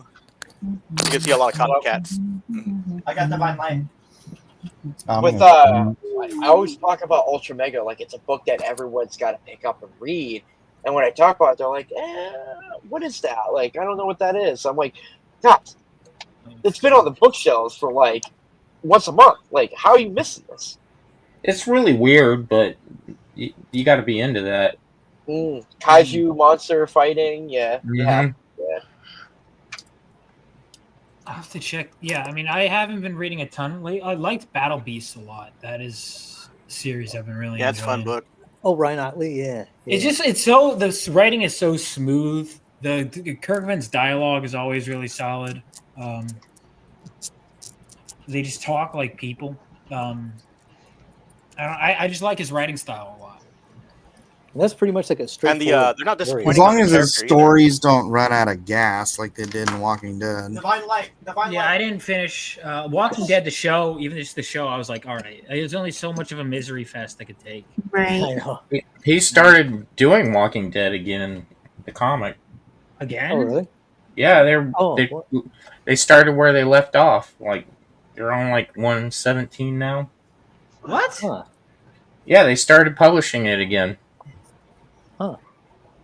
There's like 2 new issues out. I'm not lying. I you're lying. I could never get into the zombie comics. in general.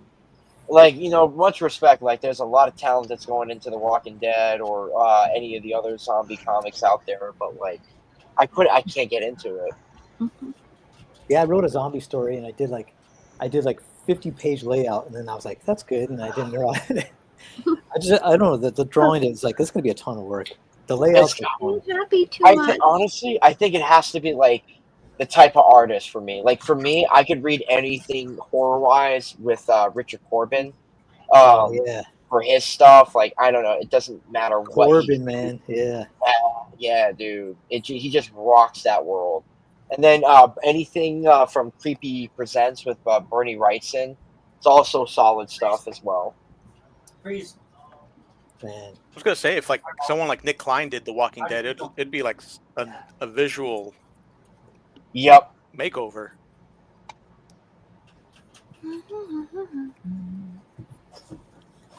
Because the guy that got it, he's awesome for the story it was, right? So, Dude, I've read so much, and like, I'm just taking recommendations from like everybody. Like, if I haven't read something yet, like, I'd be like, all right, I'm gonna read that next. Like, I've read so many like old comics, and like, I think, you know what, I can say, dude, I am a diehard fan with 2000 AD stories, man. Oh yeah. Oh man, I'm a sucker for those. I love Alan Grant. Mm-hmm. He's a great writer. I don't know if I've read. I know he was another recent one. I got her. Yeah, his stuff is on my reading list, especially like his Batman stuff. I know I want to read like all of '90s Batman. Did he write in the '90s? Or was that? Yeah, he wrote in the '90s, right? Yeah, yeah. He wrote all of Norm Brayfogel's stuff, I think. Yeah. Yep, I used to know him when I was younger. Oh. Who? Get the point. Alan Grant. Alan Grant. Yeah. Oh. Alan. Oh, even Brian Bolland. That's another guy too. Oh, Brian Do you, Bolland.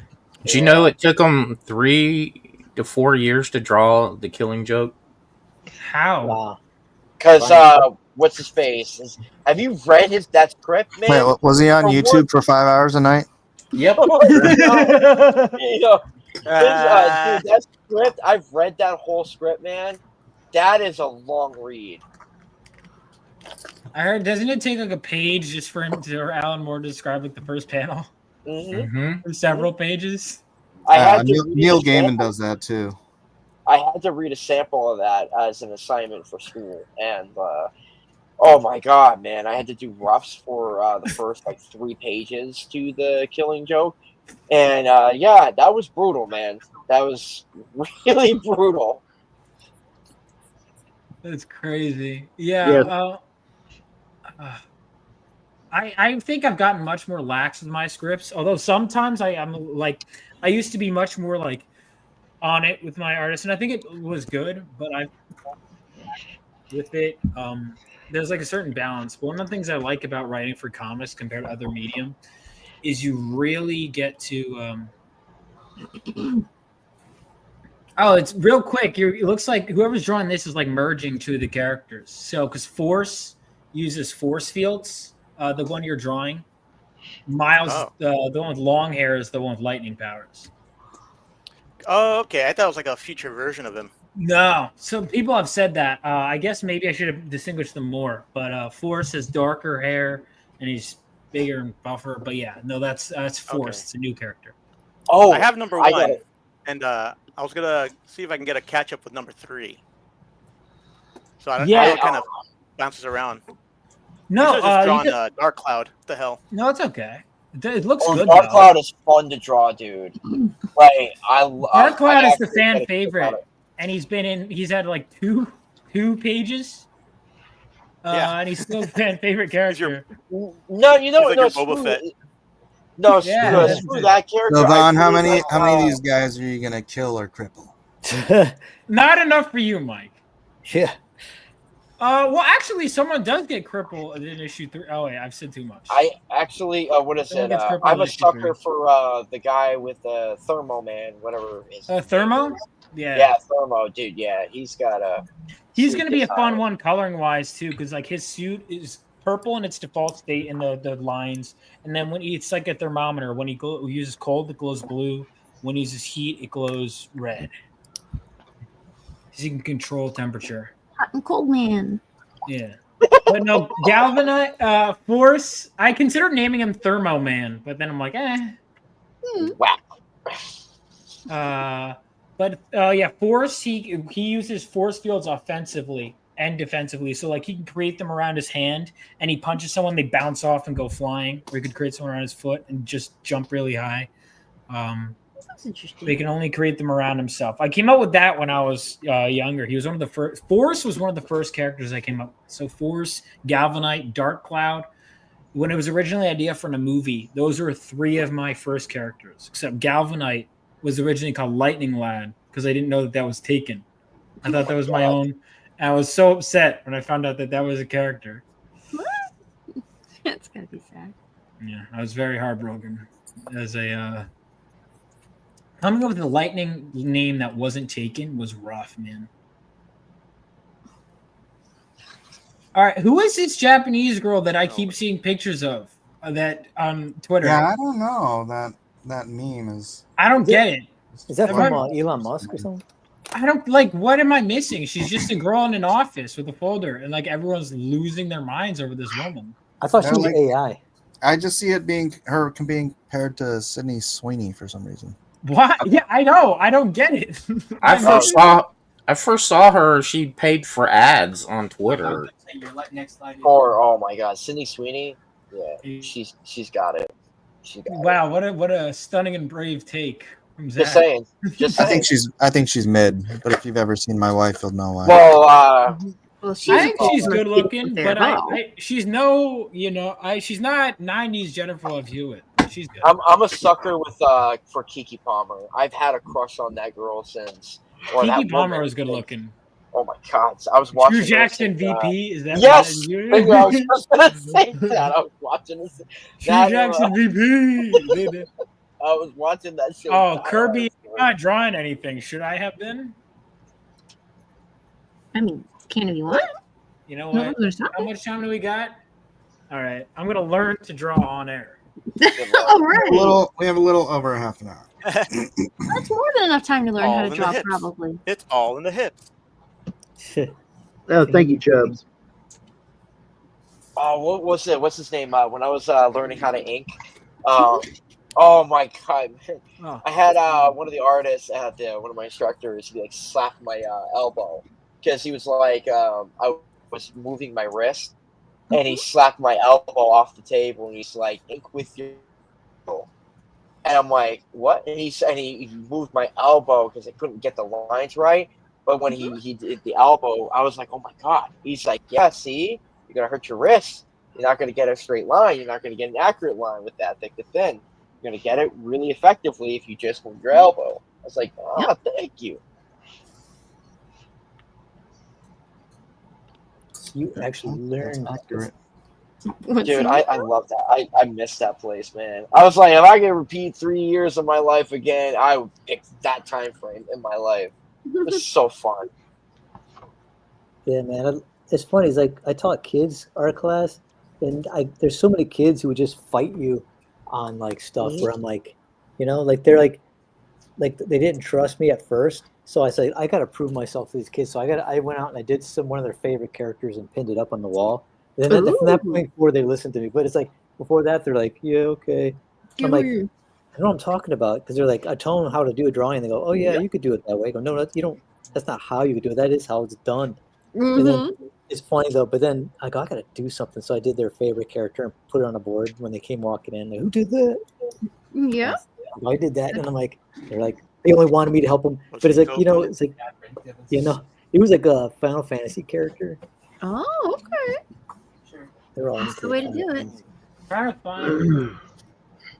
There are rules. You can make things work. It doesn't have to just kind of accidentally happen or not. Rules. Yep. But even still, there's some kids who are. There are rules.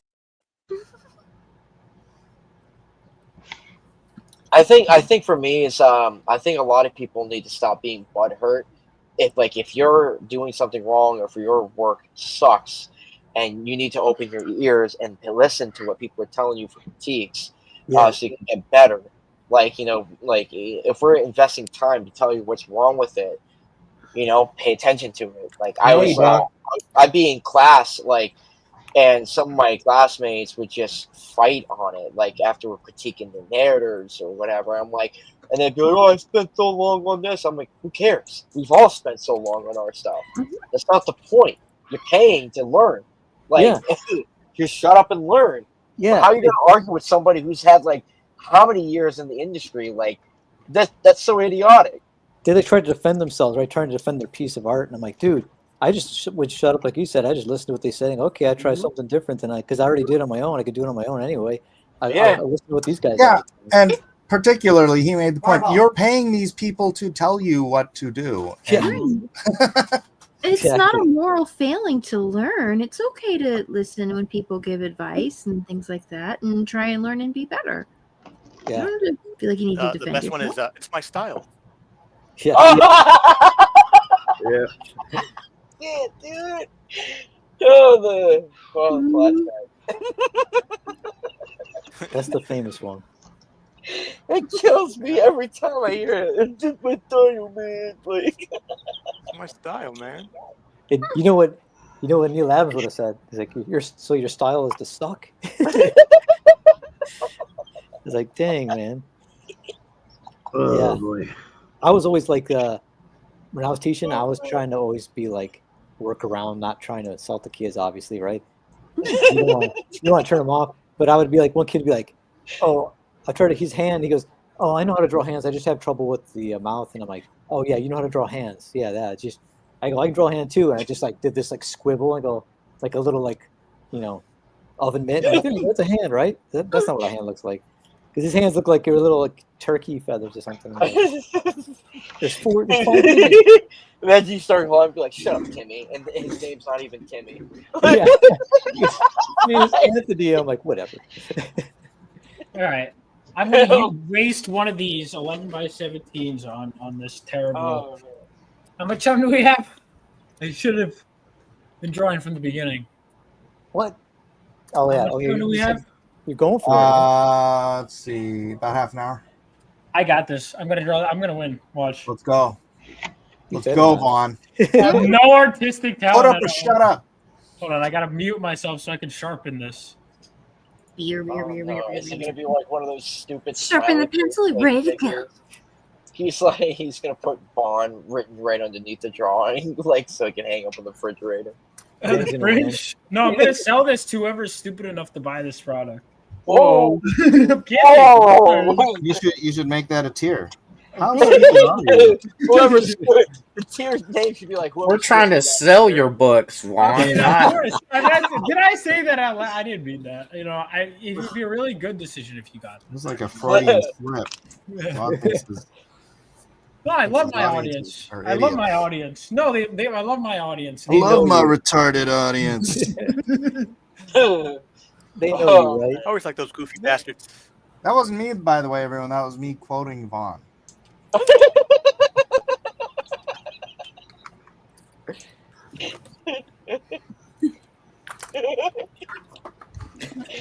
Vaughn, you got a thing or two to learn, about customer relations. No, that was a joke. I actually sold a piece on stream. No, I think it's a great investment personally. I mean, how much Vaughn Coleman artwork is there out there? You know what I mean? Not many readers. Not much. We should keep it that way. Now, is it of quality? That's a different question. Yeah, it's this is sort of like a Hunter Biden situation. Yeah. Yeah, it's like Hunter. Yeah, exactly. Are you buying it for the art? Or are you buying it for the influence with your father? Yeah. Sorry. It's for Mr. Big. Oh, I'm dying. It's for your influence with Narwhal. I'm dying, man. Hunter Biden was not a comparison I was expecting tonight. I was hoping to get. You have to prepare yourself when you come on my show, Vaughn. Yeah, I should have known that I'd be compared to 100,000. Oh, man. All right, I cheated and just did a headshot, but I'm finished. It's on. Like what's his face? Never mind. The moment has passed. Oh, Yeah. Stupid! You're so. What was that? Oh man. No more People yanking who don't my know who wanky. don't know my clips. No, I don't know your clips. Like, it just threw me off. Donger's tired. I don't know. All right. Excuse me while I whip this out. You can share my screen. Who am I sharing? Where? Me, Who's saying me? Chad. Oh, you mean your this screen? There we go. Yeah. Ah, nice. Oh, nice. I like it. I like it. Oh, let's go. Let's go. Woo, I like it. Oh. Kind of threw it together.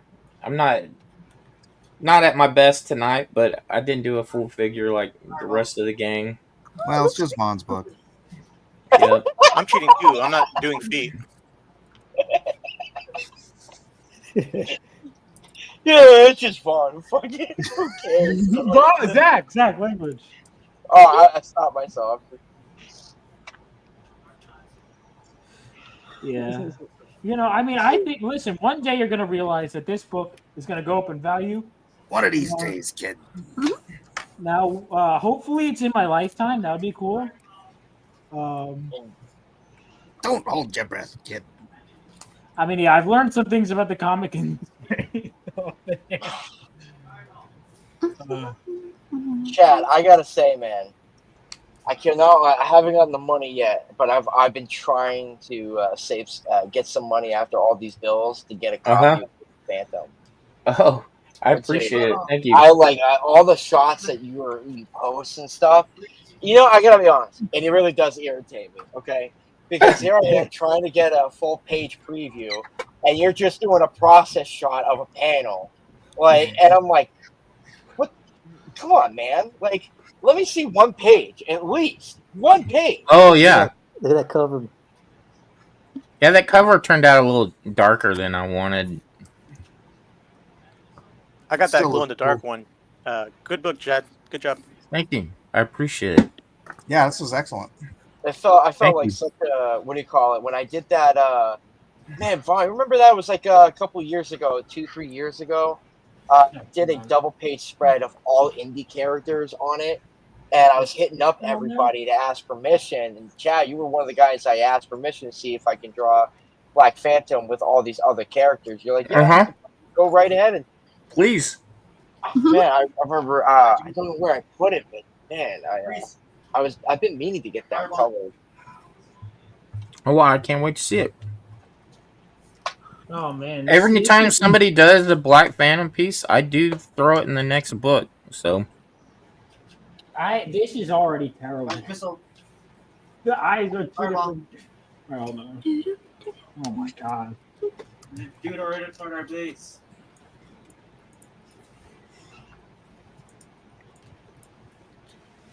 ooh, that's lovely. I think I got him. Oh, Dude. hey. Good job, man. Oh, that's amazing. Wow. Who did that? Oh, thanks. Oh Yeah. god! I'm looking at my. All right, this is not. Hold on. That's beautiful. That's awesome, man. Thank you. Thanks, guys. Yeah, you got 20 minutes. Fireball. 20. Oh my god! On our base. Watch, I'm gonna. I can't even joke. This is so bad. No, it's not. No, mine. No, this is great. No, mine. This man is about to have a midlife crisis over here. Oh, I thought you were talking about Matt's. No, There, Matt's is Vaughn. I was like, gorgeous. No, Matt's made me have an existential crisis. Good job, Matt. That's Looking that up like that. It's the like, best compliment I've got. I'm literally like, I've been just trying to draw the eye shape for like, and then I look at that, I'm like, all right, it's over. I quit. Well, maybe it's your style. That's okay. Yeah. Oh, I don't have a style. My style is I pay other Almost people made me to a- draw my books for me. Fireball. I almost made the mistake of snapping my digital pencil in half. That would have been very expensive. Don't do that. I hate when I do that. Oh, okay. I have a question. What is the most irritating, aggravating thing Vaughn, as a personal peeve for you guys when you're working on a comic with another professional that you don't want them to do no matter what? You mean writer? What? Mess Writing? up my pencils. yeah, writers. I don't like Um, working with It's like, writers. you know, if you got a, you know, if you're working on a comic, like it could be any stage, or it's like something specific that just no matter what, it's a it just annoys you greatly if it's done wrong. Like, I, you know, I can't answer that. Well, really, There's a reason I ink myself. You can get into their base without the mushroom. that's true. I do not like other people inking me. You know, because some of the walls of the towers are Communication can be kind of difficult. Sometimes people are better at communicating different things than other, like when you're moving through projects, and you want to make sure that everybody's got the same idea before you start working on something, or you're kind of, you want to change this while it's still kind of in a sketchy stage and not, you're sure you're okay with it now, and then a while down the line there's like, what, can we redo everything from here? I'm like, oh, okay, didn't see that coming. I don't know if this is fair. Holy Oh, go crap. ahead. Yeah, Go ahead. bad editorial like that when someone wants to change something after it's done. Yeah. I just want to freaking send a letter bomb to them. Yeah, no. Figuratively. Yeah. Of course. That's why Well- I found my artist and I kept revising over and over and over again my script, because I didn't want to have them start working on something, just for me to go, I was like, all right, let's make sure it's actually good. My dog's starting to dream, so she may get Aw. funky noises. And start chasing your tail. Yeah.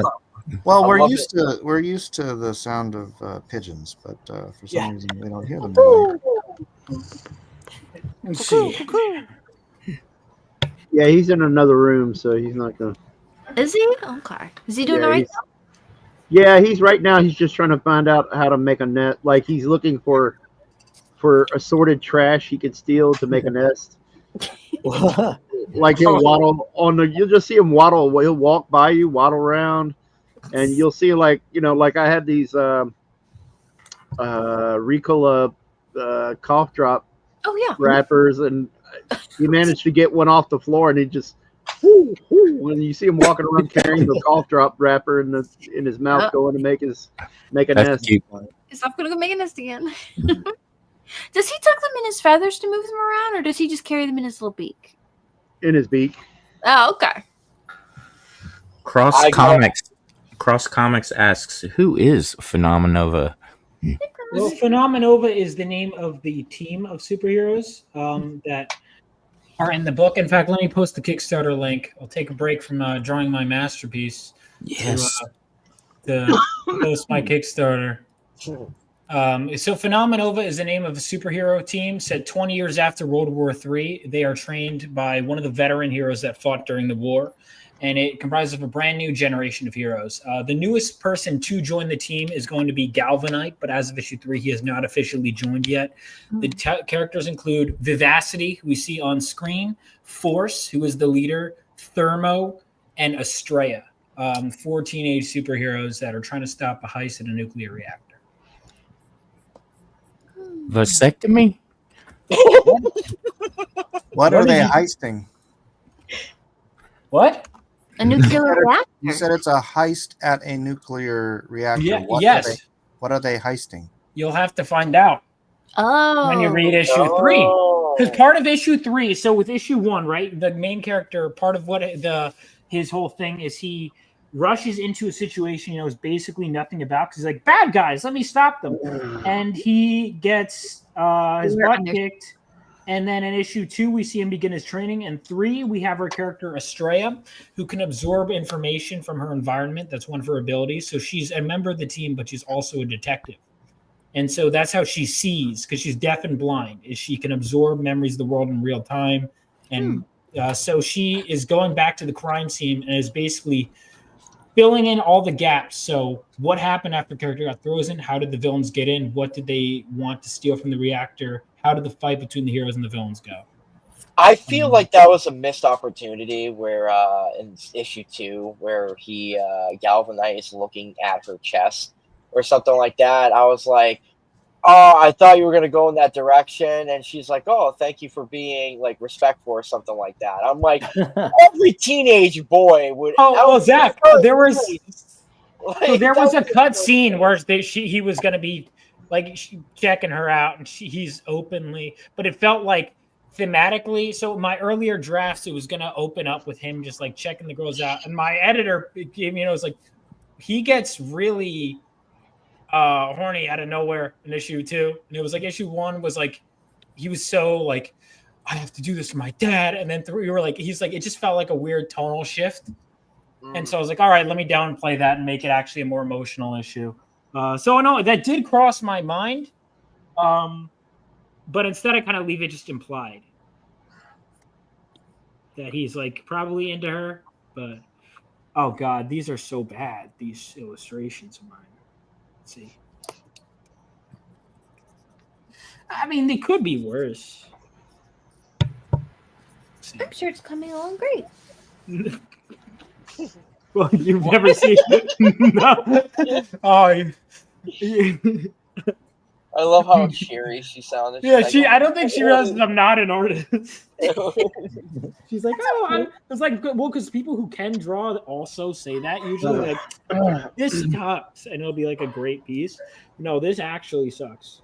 Let's see, how do I draw it? All right. So, oh, Mike, I want to know.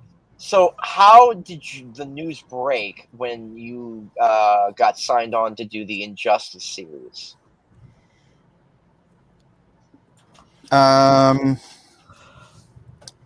Actually, it was kind of funny because I had just done DC Universe Online Legends, and then which is another video game based book where Superman kills Lois. And so when I got this story, I'm like, I just did this story.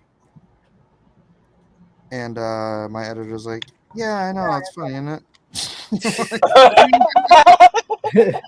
So you got typecast as the Superman kills Lois? I guess, yeah. So that's awesome. Like Superman or something? What? But no, it was because I had just done some work with Tom Taylor on the Authority, because like we wrapped up the Authority, and then I wrapped up Wildcats. I did the last two issues of Wildcats, and that whole story arc. And cool. Tom, when it came time for Tom to want an artist or to pick an artist for Injustice, he had to pick multiple teams, but one of them was me, because my characters act. Like, my characters actually have expression and know how to portray when things emotionally, and that's what he loved about my art. So he's like, Tom Taylor is the reason I was on that book. Oh, nice. Yeah, character expression was like a really big thing for me when I was doing that. There's like character expression, distinct faces. Who do you guys think? I think one of the most underrated for that. We were talking about him earlier. Bob McLeod. Yep. Like, every single one of the New Mutants has a unique face, a unique hairstyle. Oh, I think I know who you're talking about. I got it. He co-created the New Mutants. Yeah. There was one, I can't remember which issue. It was like really, really, it was almost like animated looking, almost. I don't know if that was him. I think he used some of Dale Keown's stuff on Hulk before Mark Farmer came on.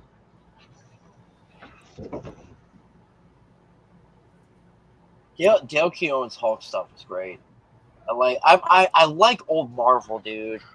I really do. Like, there are some things in the 2000s that I can get behind, but for the most part, I'm just anything old, like 90s back. Because when the 90s reboot happened, that's just kind of, for me, the greatness of Marvel just boom stopped for me. Oh my god! How much time do we have? When Wolverine stopped smoking. 1 minute. 12 minutes. 12 minutes. Oh, Okay. 12 All minutes. right. I gave up on that one face. That was just not. All right. This is not good. This is a disaster. When Wolverine I'm stopped smoking, that trying. was downhill from there. Oh, same thing with this thing too. I'm like, you can't take away their cigars. Come on. Right? Why would you anyway? It's so The weird one guy to who see cured things not himself through it. smoking. I think that was a joke. Was on a mandate, I believe. Yeah. It was, from my understanding.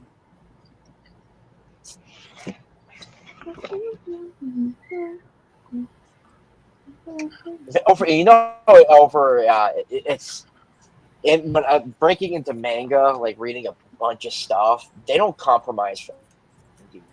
They're balls to the wall on anything. If you don't like it, that's tough. I love that attitude. Hell yeah.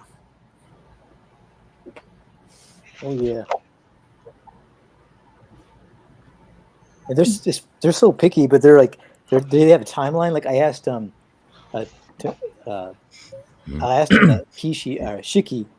I asked him how long it takes to do a page, like the whole thing, inks, tones, everything. And he's just like 8 hours, and I'm like, dang. He's like, do the whole thing in 8 hours. And like a lot of American comic artists. I mean, for Mike, maybe that's not a big stretch, but for the average American comic artist, they take a couple days. No, that's about right. They take I talked to guys who take like a week to do a couple of pages. That's because they were making bank on those pages per page. But I work for small companies, so I had to crank out pages to be able to make any money. Good hustle. Yeah, for me, I'm still trying to get my foot into the door. So, like, having the daytime job, like, it sucks. But I'm still getting through it because I know, something probably gonna budge, like, hopefully, like, down the road soon. So I'm just trying to make as many samples as I can, so I can just like keep throwing them towards editors and stuff like that when that time comes. Yeah. And the problem is because like it's like I'm so super hypercritical over my work, so I'm always judging it like to the extreme ability. So like anything I do, I'm like, I hate it. On to the next one. Got to do it again or do a new thing. Yeah, man, it's rough. It's funny when I first started getting work, like professionally, I was like tired, just diving in, and then like I reached a point where I was just like kind of start getting burnt out or something, and I was just like, man, I'd rather work in a factory job than doing this. And then I got put into a job that was basically almost like that, and then I'm like, you know what? I'd rather be in comics. And then I was like, God, forgive me. If they give me another chance, I will never complain ever again, no matter how bad it is. Wake up call. Yeah, Matt, you never complain. Nah, I was like, I'd rather be on an assembly line, putting bolts and widgets and stuff together. And I'm like, nope, it's not what I want to do. I was putting books on the shelf. Actually, I worked at a electronics shop, and I was putting books on the shelf of graphic novels, and the guys I was putting on the shelf were guys I actually knew. And I'm like, what am I doing? I'm put their books on my shelf for people to buy, and like I could be doing this. I'm like, dang it. How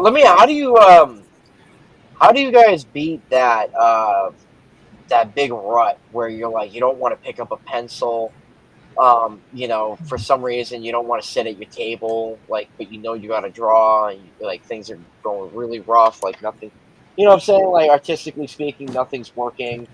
Like, would you just kind of like like be like, shut up, you can do this, like sit down and do it anyway? Yeah, I've never had that happen to me. I get that a lot. I just look at my bill. I'm like, crap, the bill's coming up, the rent's coming up. I got to draw. Yep. My stomach rumbles, and then I go, you know what? I should do something. Yeah. And now that I'm married, my wife's like, get to drawing. Nah, sometimes I'll step back, do a little workout, and then start looking at books from artists I really, really love, and that usually gets my gear. That's actually, like, yeah. I mean, not that I ever, honestly, I never get artist block. But but yeah, looking at other people's art, like if I crack open Avengers Forever, just looking at good art makes me want to draw more. Yeah. Now that you guys said that, that's the same thing. Have you ever watched Mon Ben? It's on YouTube. It's type in Mon Ben, and it's Naoki Urasawa, the manga artist for 20th Century Boys. He has a show where he interviews and he actually films manga artists sitting there drawing in their studio. He sets cameras up all over the place, and then he watches it and he actually does commentary with the manga artist sitting next to him about their process. And man, that makes you feel like drawing just watching that. You're just like, Yep. I gotta get going, man, on my stuff. This makes me want to draw right now. Oh man, whenever I watch Carl Kempinski or Stan Prokopenko, I'm like, man, like When I was younger, I used to constantly play the comic book greats videos over and over again while I was drawing. Is that with Liefeld and Jim Lee? And Yeah, all of them. Wills. Yeah. I had the whole run. wasn't Bob Kane in one of those? Yep. What? Will Eisner, Sergio Aragones, John Romita. That's when everyone believed him. And Junior. Yeah. Oh, you just popped up another on the list of nicest guys in comics, Sergio Aragones, man. Yep. Yes. Oh yeah. Oh yeah. Everybody's favorite uncle. Dude, he's always nice. He was talking to my dad outside the convention, and my dad didn't really know who he was, and he was just talking to him about cars and stuff. And he was like, my dad was like, "Is that your car?" Or some like sports car? And he's like, "Oh no." And he's like, and then they were talking. And my dad's like, "I used to have a Corvette," and they were just talking. And then he's like, "That guy." I go, "Hey," and I came out and I saw him. I'm like, "Hey, Sergio." And my dad, he's like, "Who's that?" I go, "Sergio Aragones." He goes, "I like that guy." Nice. I love Dennis Cowan. Oh man, he's awesome. I haven't met him, but I like his art. I love his art. That guy, one time, I was so broke. I was pitching a TV series, and my electric went out. And without batting an eye, he hands me $200, like, to pay my electric bill. Man. Yep. I have since paid him back, but Good. Yeah, I heard Steranko. He came into the Marvel Studios, and like one of the comic artists there was like really older guy. He was like hurting, and he could tell, so he took him out to lunch because he like the guy was hurting financially, and he was just like took him out to lunch, and then was this Ditko? He actually helped pay someone's rent or something too. There's one artist where he was helping some older artists like with his bills and stuff. yeah, I don't know. I heard a story. It was so good. Real gentle souls out there. Maybe it was like one of those guys like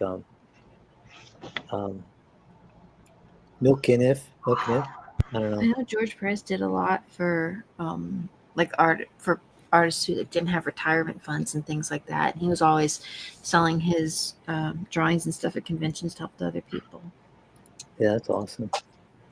I think that was one of the biggest things that really crushed me as a realization was when I got into the school and I started picking the minds of all my instructors because they had all the inside stories and the scoops, and that's like the things that you don't read or it's not on the internet, and you're getting it firsthand from these guys, and they're telling you straight up that like, oh yeah, Stan Lee didn't really do much when it came to certain situations. He screwed over quite a few number of people with that contract in the 80s that his wife took care of. Then you had the Bob Kane, learning that whole scenario, what was going on with that, and how no one really liked it, and that, just kind of like the artists and writers and people who really did the hardest work on stuff didn't get the credit they should have gotten, or be recognized as they should have gotten recognized for the work that they've done. Yeah. Yeah. I got some stories from James Hudnall before he passed away. If we go out to dinner with him, and he would tell my brother and I all these stories of these well-known artists that were just starting out, and he would hang out with. Like he had Chris Claremont and Marv Wolfman come to his house and watch anime. He showed him. Yeah, he showed him Cobra, the old anime, and Marv Wolfman was like, he's like, yeah, my buddy's gonna show some anime, and And then he showed him that, and then Marv Wolfman changed his attitude towards Japanese anime. He was like, "Whoa, this is crazy." Wow. Yeah, and then James Hudnall's buddy Torrin Smith, he like actually is the one who brought a manga over to the U.S. comic scene, and he actually translated a lot of this Japanese mangas. James Hudnall, and Nice. it was it Adam Warren. Adam Warren crashed on his couch to come to San Diego Comic-Con back in the day, and but his buddy stole him because he was going to work on a book with James, but his buddy stole him because he got him to do Dirty Pair, the rights to do that. Oh, okay. Yeah, and he was just like, "I got to do this. I love Dirty Pair," and he's like, "All right." Dirty Pair's fun. Yeah, it's crazy though, man. He said like Adam Warren was like 20, something like that, early 20s, sleeping on his couch. And it's like, yeah, dude, James Hudnall was like so laid back about all this stuff. He told me about he went to Tijuana with Grant Morrison and I can't remember if it was Grant Morrison and Garth Ennis. It was one of those guys, two of those guys, and they went to and they were he said Grant Morrison was freaking out, like scared, because he was like, this is back in the 80s or 90s, and he was like, oh crap, And then he said he bought a giant stiletto switchblade knife, and Grant Morrison was like, that's crazy, what are you doing? And then they said the whole ride home he was playing with it, like. But he was like against it, like this is a weapon that could kill, and then he's like playing with it. It's great. Mike Grell told me a story about how back in the late 80s, early 90s, they decided to go to Tijuana, and a cop saw a watch they were wearing and tried to make them give up their watch and all their cash. Yep. Huh? That's True. what they do. I can vouch that stuff happened back then. I don't know how much it happens nowadays, but it was back then, yeah.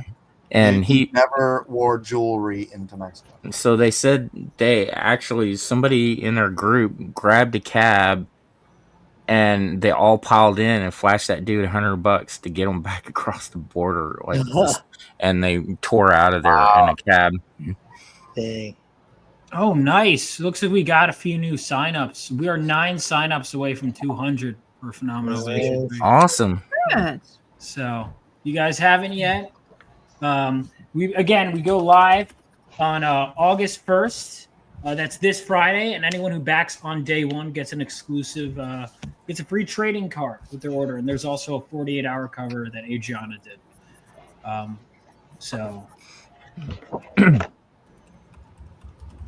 And Lady Celtic Moon points out that it's time. It's time. Time for what? Darn it. Time's up. I didn't make a poll. Oh. What?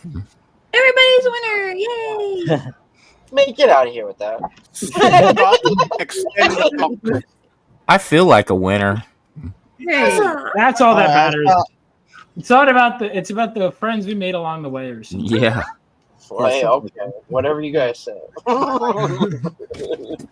that the name of the new Sex and the City?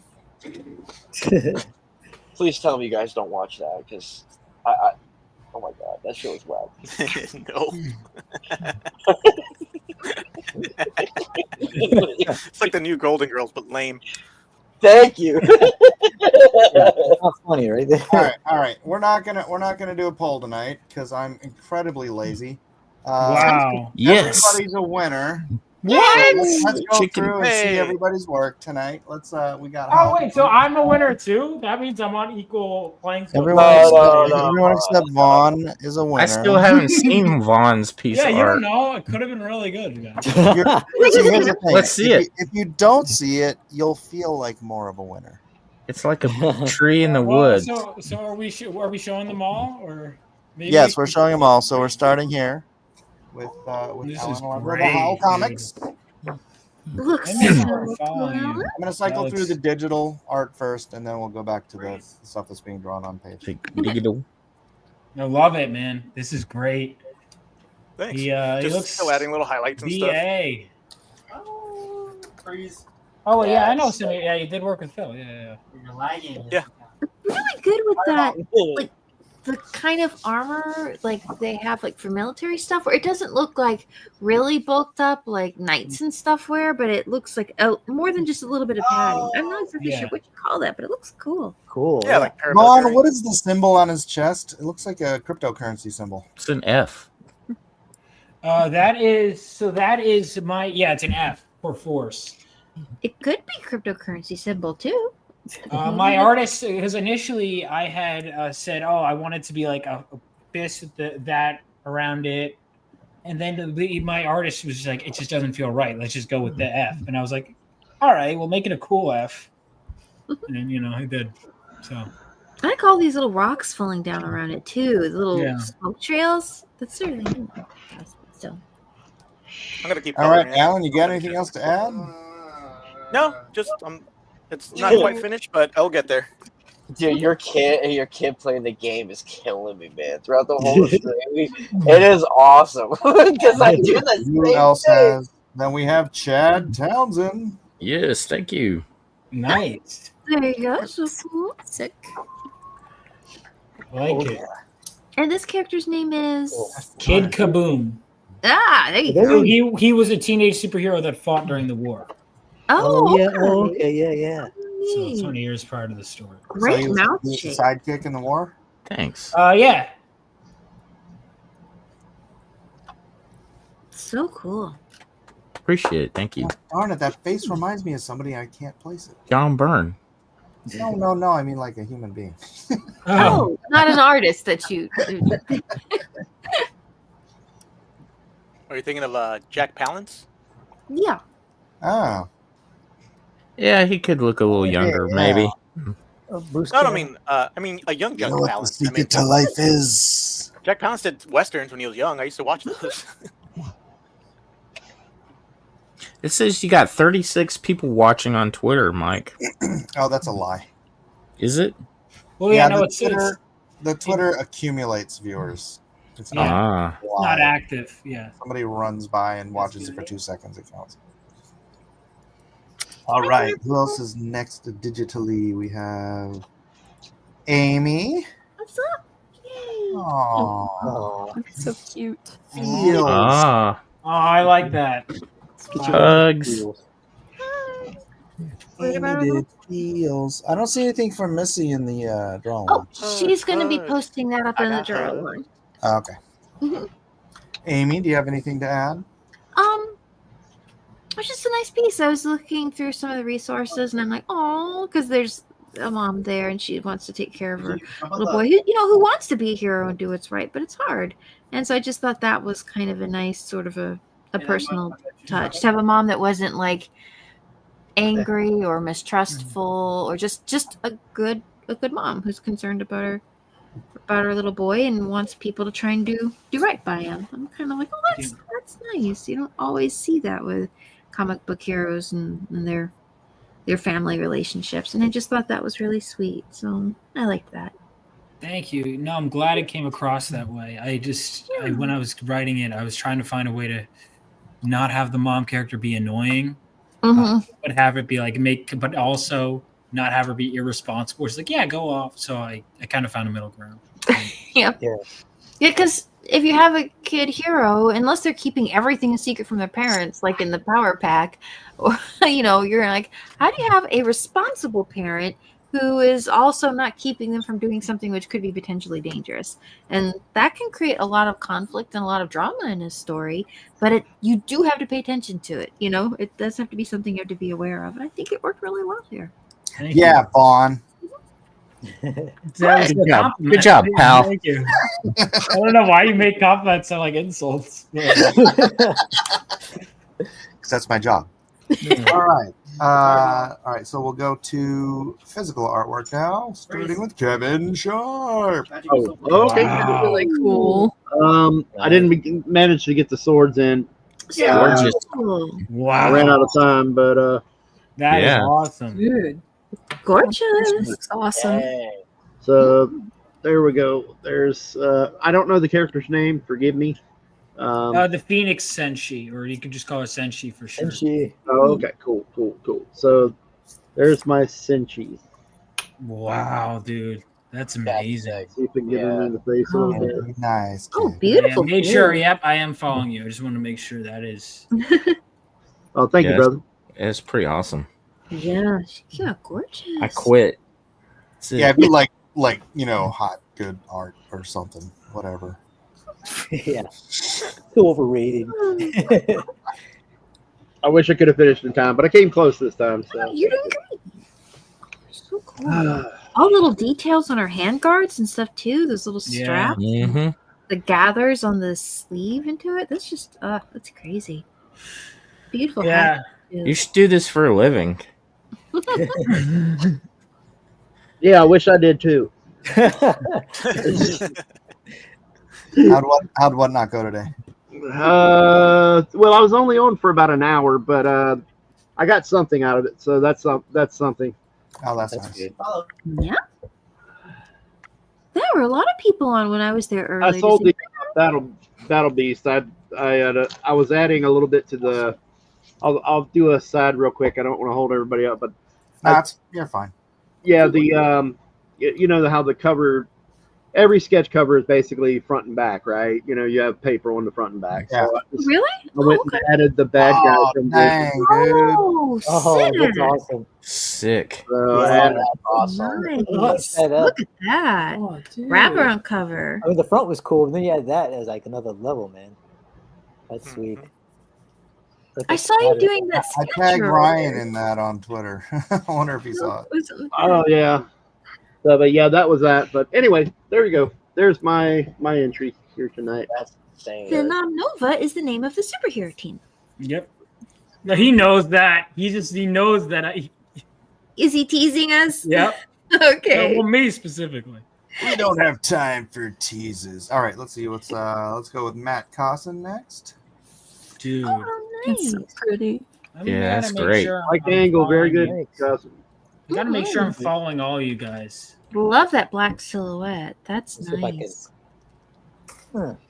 Oh wow. Let me see Where'd how Yeah. much- I'm not following you. I'm amending that right now because oh my That god. background's really cool, man. Wow. Thanks. Very neat. Yeah, it's This pretty is nice. amazing, man. I'll Making finish up I your love own. the Whereas way, Sherlock Holmes would say, it's Even- singular. even down to adding the freckles is great too. That was one of the things I was like, let's have a. There's always these redhead characters. They never have freckles. No freckles. Yeah, Wow, I like the And gingers. I- I like The Adrian, most I'll- important yeah. part. When we were talking, I was like, make sure you add the freckles. Yeah, How would man. you know otherwise if they have red hair or not? If it's a ginger, you I gotta have have freckles. freckles. Jeez. It's I remember The face is pretty. It's just a great piece. Thanks, Mhm. man. Thanks, guys. Very Yeah. cool. Kinda- Can't help but Yes. notice. Yeah, no, like everyone it. seems to like the woman, which I don't blame. That's what I drew too. Well, I don't know if I drew them. You'll have to be the judge of what I am. I like. Is that a cast shadow on the back of her right? Yeah, that's the shadow on the wall. That's awesome. I'm gonna go and ink that one too. Wow. So cool. But yeah, I'm gonna make it like a bunch of like wires and stuff like that, gears and stuff. Those like are that. fun. Neat. So yeah, that I read the first one, Mhm. almost two books. I read the first book and I read the PDF, and then the second I started halfway through it, Cool. just you to gotta kind of get get an idea. Gotcha. Well, I'm glad it doesn't. I don't know if any of it helped because this character's not in either. But Yeah, that's what I realized. Well, I was gonna draw the Senshi. yeah. I was gonna draw her, but then I saw Kevin doing it, someone else doing it, and I'm like, oh man, I gotta switch it up because they're doing it. Mhm. So I was drawing her from the book. Yeah, I like ninjas and samurai stuff. Yeah. It's very cool design. Then I like Well, I'd love to gingers, see her to so- draw at one point. I definitely followed you, so I'll have to keep in touch because I like both. So far, I like all the art I've seen. Cool. Kevin, I like yours. Matt, I like yours. Yeah. So Oh, thank you. Thanks, man. So yeah, thanks. Yeah, I dude, like that's the pieces sick. tonight. Cool. All these nice pieces everyone's putting up. Ooh. Mine is definitely not finished. Ooh, yeah. I bit off more than I can chew. Ambitious. Oh Wow. yeah, Hours go by a lot faster than I thought. see? That's what I used to do. I used to try to got I used it all to do a blocked in whole there. poster. Yeah, I got to draw a lot of the other characters, so I thought I'd try some of the characters I haven't got to draw yet, and they were a lot of fun so far. Maybe I'll finish inking it later. But Love the hat. It's thank you. So yeah, Adriana designed Vivacity. She helped design the Phoenix Senshi. Like she, Cool. a lot of the early character designs. Cool. Force, I know some of that. We were playing around with the symbol even way back then. We just, so this looks great because I had never gotten to see you draw these characters before, so I'm really glad. I was excited. They're a lot of fun, and I really like the way your artist designed them. And I kind of have imposter syndrome. I feel like I don't really know what I'm doing. It looks so nice. I feel that way all the time. That's all artists do that, I'm sure. Well, except maybe Mike. Except Mike, except for Mike. Not Mike. Mike is on the other end of the spectrum. Mike. Yeah, not him. That's great. Notice how he's not even responding to it. Yeah. I don't think he's here. Oh Yeah. God! All my He is, but he's sarcastic not. comments were muted. Wah. Although I could see your hand gestures. Those are kind of funny. It's beautiful work, Adriana. You are not an imposter. Thank you. It means a lot. Not even a pasta. No, I want pasta. Zach, Oh, how do you see your art there, my man? okay. That's what I got so far. Oh, good. Potato vision. Oh wow. Oh, That is Oh. Ah. All right, Zach, you want me to? I almost you drew wanna that say- guy. That's Thermo. Holy crap, dude! That's very nice. Sorry, I tried to focus a little bit more on the body shot. Do you want to take a picture and send it to me, and I could share? Yeah, if you could post that somewhere. Oh, well, even still in a sick, dude. blurry webcam, it looks amazing. Thank you. I try to. I like playing around with like things like this. Like you can definitely tell where my inspirations come from. Like I was saying before, like Jonathan Wayshak and but I wanted to do something really fun. I really like Thermo's design. His costume's pretty cool. I like I like those looks. So I wanted to do him because you guys were all doing women. I was like, okay, I'll do a guy like so. Yeah, hopefully, yeah, that's what I Dude, got. that is that's killer. nice. It looks great. I can't wait to see the not fuzzy version. Yeah, I'm sorry. Let me scan it. It's also it's cool to know, Zach, that you like that character because on your cover, that character just has the crap beaten out of him. Oh, he I'm gets like, no, he must have destroyed, not yeah. liked this character. No, like. He must have- Okay, Zach. All right, Zach. All right. And I haven't had a chance to ink anything. Oh wait, no, we got to see Vaughn's first. Oh, yeah, of course. that's right. So I'm something myself.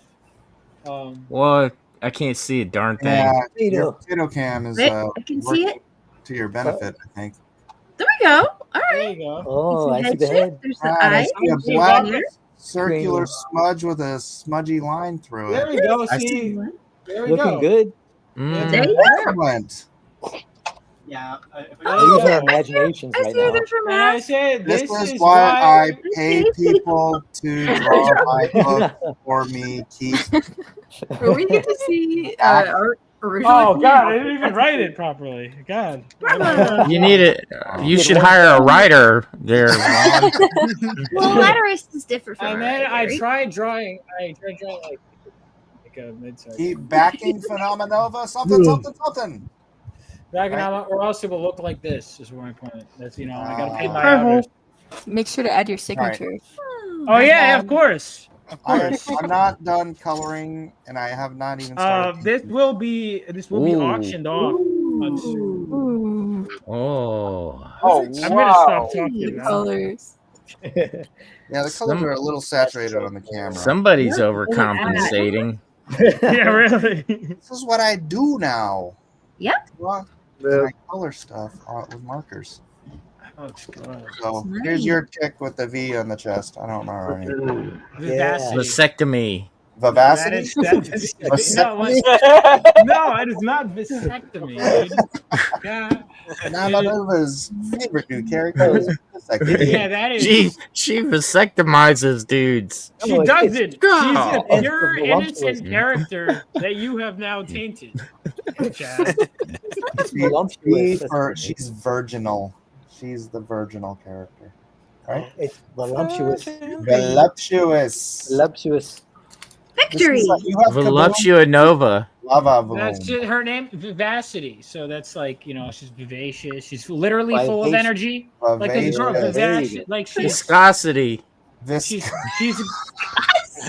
oh my god. Viagra. Anyway, you did a good job, Mike. I'm not done yet. On the art too. Oh, the character does not have like a cape. Vast deference. I'll show you some of the other stuff I'm doing over on Whatnot. So. Oh, I gotta use Whatnot more, but wow. Oh yeah, those are pretty cool. Yeah, I love that Colossus. Oh wow. See what I mean? Like Mike, like everyone's drawing, and Mike needs to just one up everybody. Well, I mean, he's like, well, I'm drawing all sorts of stuff. That's It is fine. his channel. Those Right. I need to turn my Those came out gorgeous, Mike. Yeah, Those are great. awesome. I like the pink highlight. I want to see the Fantastic Four one a little better. I like the 90s, Hold on, let me, the Black Cat, Mary Jane. Oh, right. None. There we go. Think you're hot crap now? You want to see the Fantastic Four? Yes. Oh, look at that. Oh yeah. Dang, man. Dude, Yep, that's a nice that one. looks so cute. Oh, I like your render on the thing. Yeah. you should get a gajillion for that. I like your rendering. That's what I have it up for. Visible. One bajillion? Wow. I don't know if it'll ever sell though. So. The invisible one feels seen. Yeah, isn't that great? You'll see. She's on all the other covers too, but That's Yeah. true. She's right in there in the background. She's on right more there. than you know. There she is. Then Silver Surfette. Yeah, these are all- wow. Silver Surfette. Surfette. Oh, I like that one. Oh, Silver Smurfette would be awesome. This is the one people have been commenting on Twitter. Yeah, I love that. That one's awesome. Ooh, that one's great. It's the classic 80s chrome effect. Man, Soriyama looking stuff. Yeah, yeah. Yep, that's where it started. I was doing airbrushing back in the 80s with the Soriyama reference. Soriyama, the And you female did that with robots. markers? Yeah. Oh my gosh, That's that's really incredible. cool. Is that just kind of blending them out with like a lighter color? Or? Yep. I started Or the blender. I blended it. Oh, I swear, every time I look at the No, I stuff don't use a that- blender. I just use lighter colors. Oh, okay. See, I have You got really light blue, huh? like these 3 different blues, Oh, which all look almost identical, but yeah. No wonder. There's a difference. Mhm. yeah, there is a difference. So, yeah, follow me on Whatnot. I'll drop the link later, but Gorgeous. this should look like that when I'm done inking it. That's the process. Oh, That's the Well- general idea. Well, everybody did such a great job, and now I'm depressed.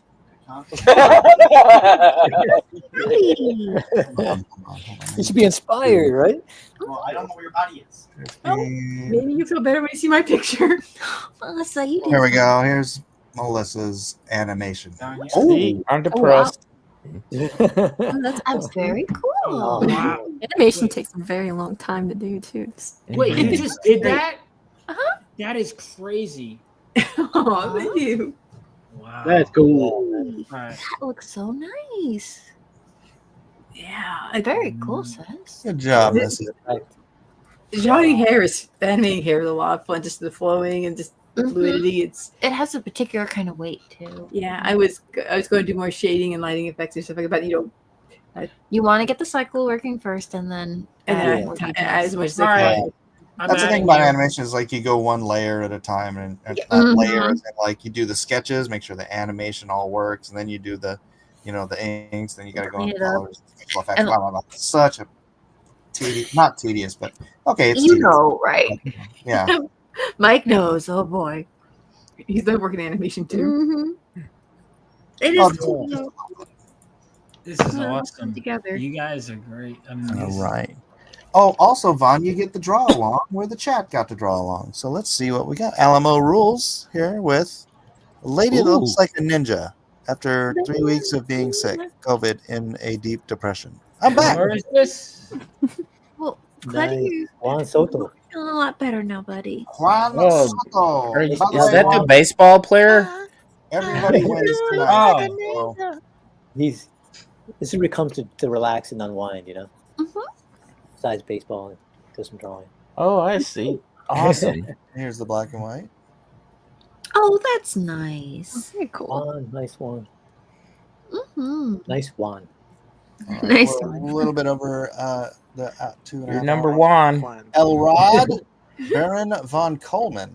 What you talking about? what? Gary Coleman. Gary Coleman.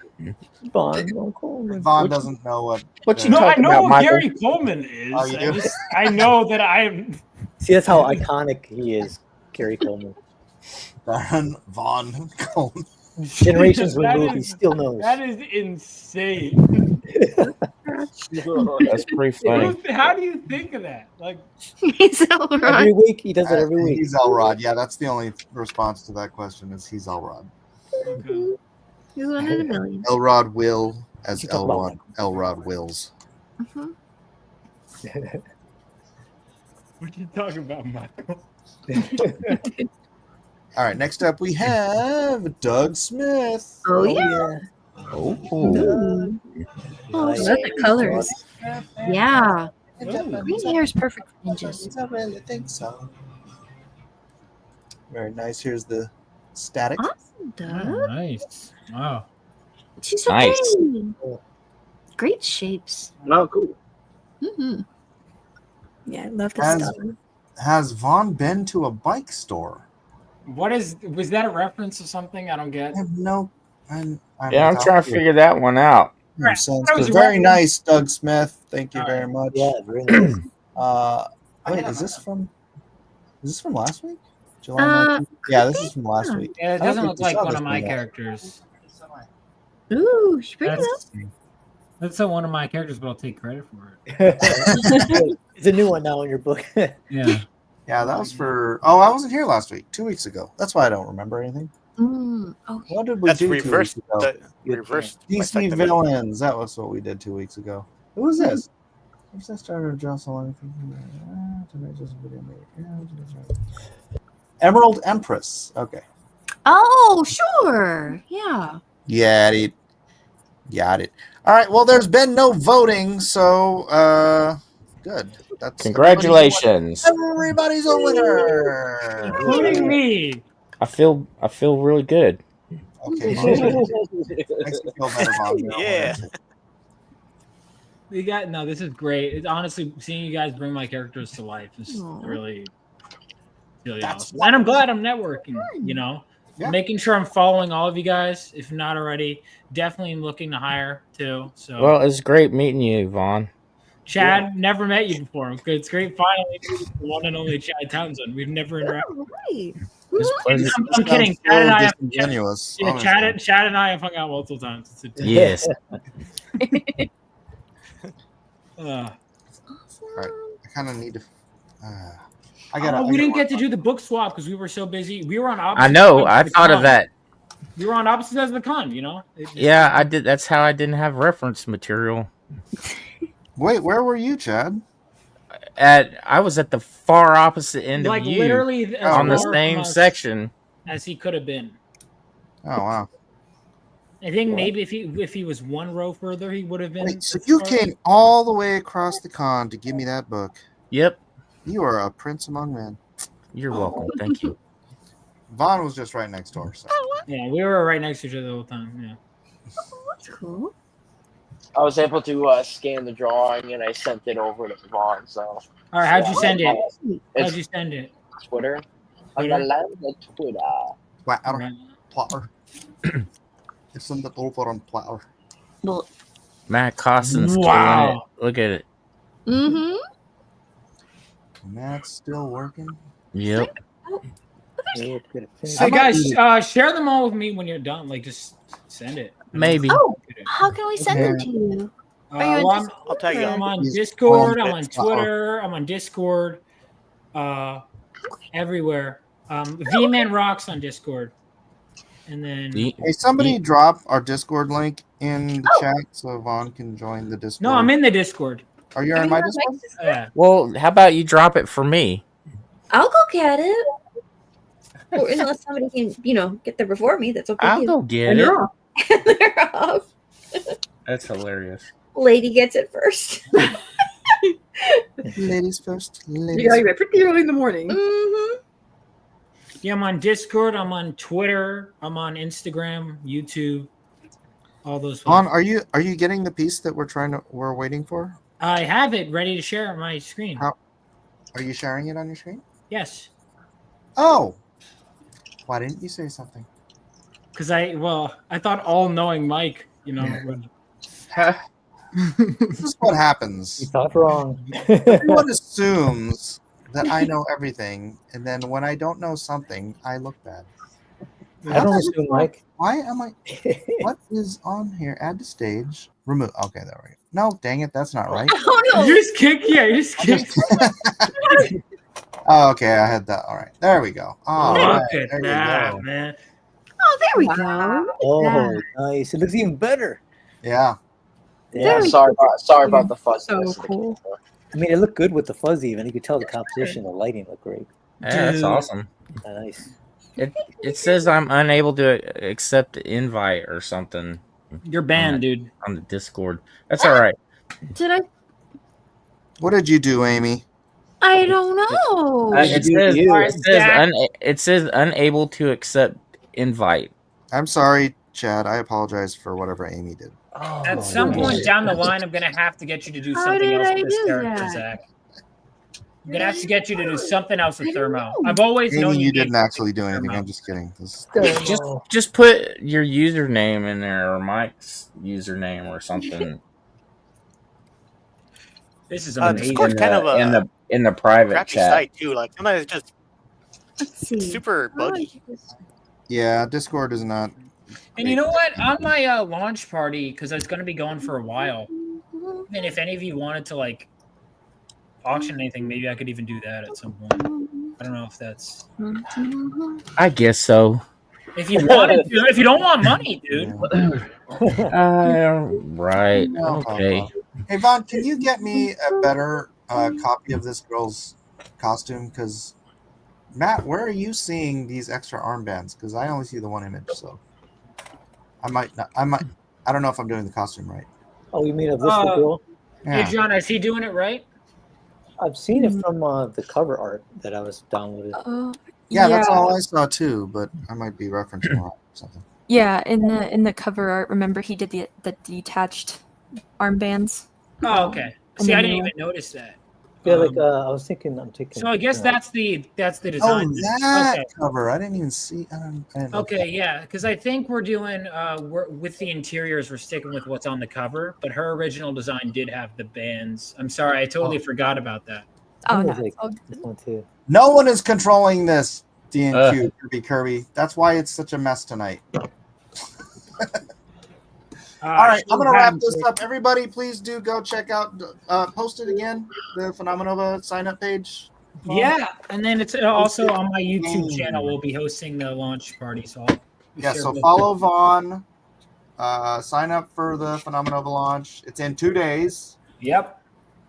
Maybe he'll sneak some of this artwork in there as like a trading card or something. I have no idea. Nerp. Nope. No idea. If we'd have planned this earlier, like I tried, then he could have used this art for his campaign. But I didn't. Well, how was I supposed to know when I didn't know what was being drawn? I'm just Also, I was. I'm just giving you crap, Vaughn. You have to come to realize that I will constantly give you crap. I'm aware. I spent the whole weekend with you, dude. I'm aware. That's true. Fair enough. All right, there it is. Vaughn Coleman Call sign me up a for dumb Phenomenova. one whole weekend. It's true. Ladies and gentlemen, the Twink Vaughn Coleman and friends. Thanks, everybody. Anybody else got anything? Oh, I should put my whatnot stream up there. Oh, yeah. Put your whatnot. I could try posting the link, but I seem to have no luck with that tonight. Nope. Terrible. Just terrible. Oh, Gary Shipman's on there right now. I just wanted to say right before I did too. It was nice to be on the show. I appreciate the invite, guys. Great to meet all you guys. Even though it was a couple slip ups today. Sorry, when I do a lot of streams with the other channels and stuff. It's the language is like a free bear. So going on a show where it's like I forgot you said anything. yeah, I was apologize. Don't apologize. But thanks again for bringing me on. Much love. Absolutely, dude. Great work. Great piece too, man. Jiminy Cricket, have you been here the whole time and you didn't make a poll? I'll go ahead and follow all you guys on Twitter too. Absolutely. Everybody follow everybody. This is networking. This is making friends. Oh yeah, it's great. Keep in contact with everyone here. It's been great. All right. All right. Is Kevin still here? Yeah, I'm still here. Yay! Post your whatnot link, dude. I don't have the ability to right at the moment. All right, I think is your thing Kev Hulk 73? Excuse me, just a second. I'll tell you in just a moment. Sorry. The only time it's Kev Hulk 73. All right, I posted it. Oh, thank you, brother. Everybody do go follow Kevin on whatnot as well. I put his. Well, Jiminy did too. Oh, and with that, anybody else have anything they want to mention before we go? No.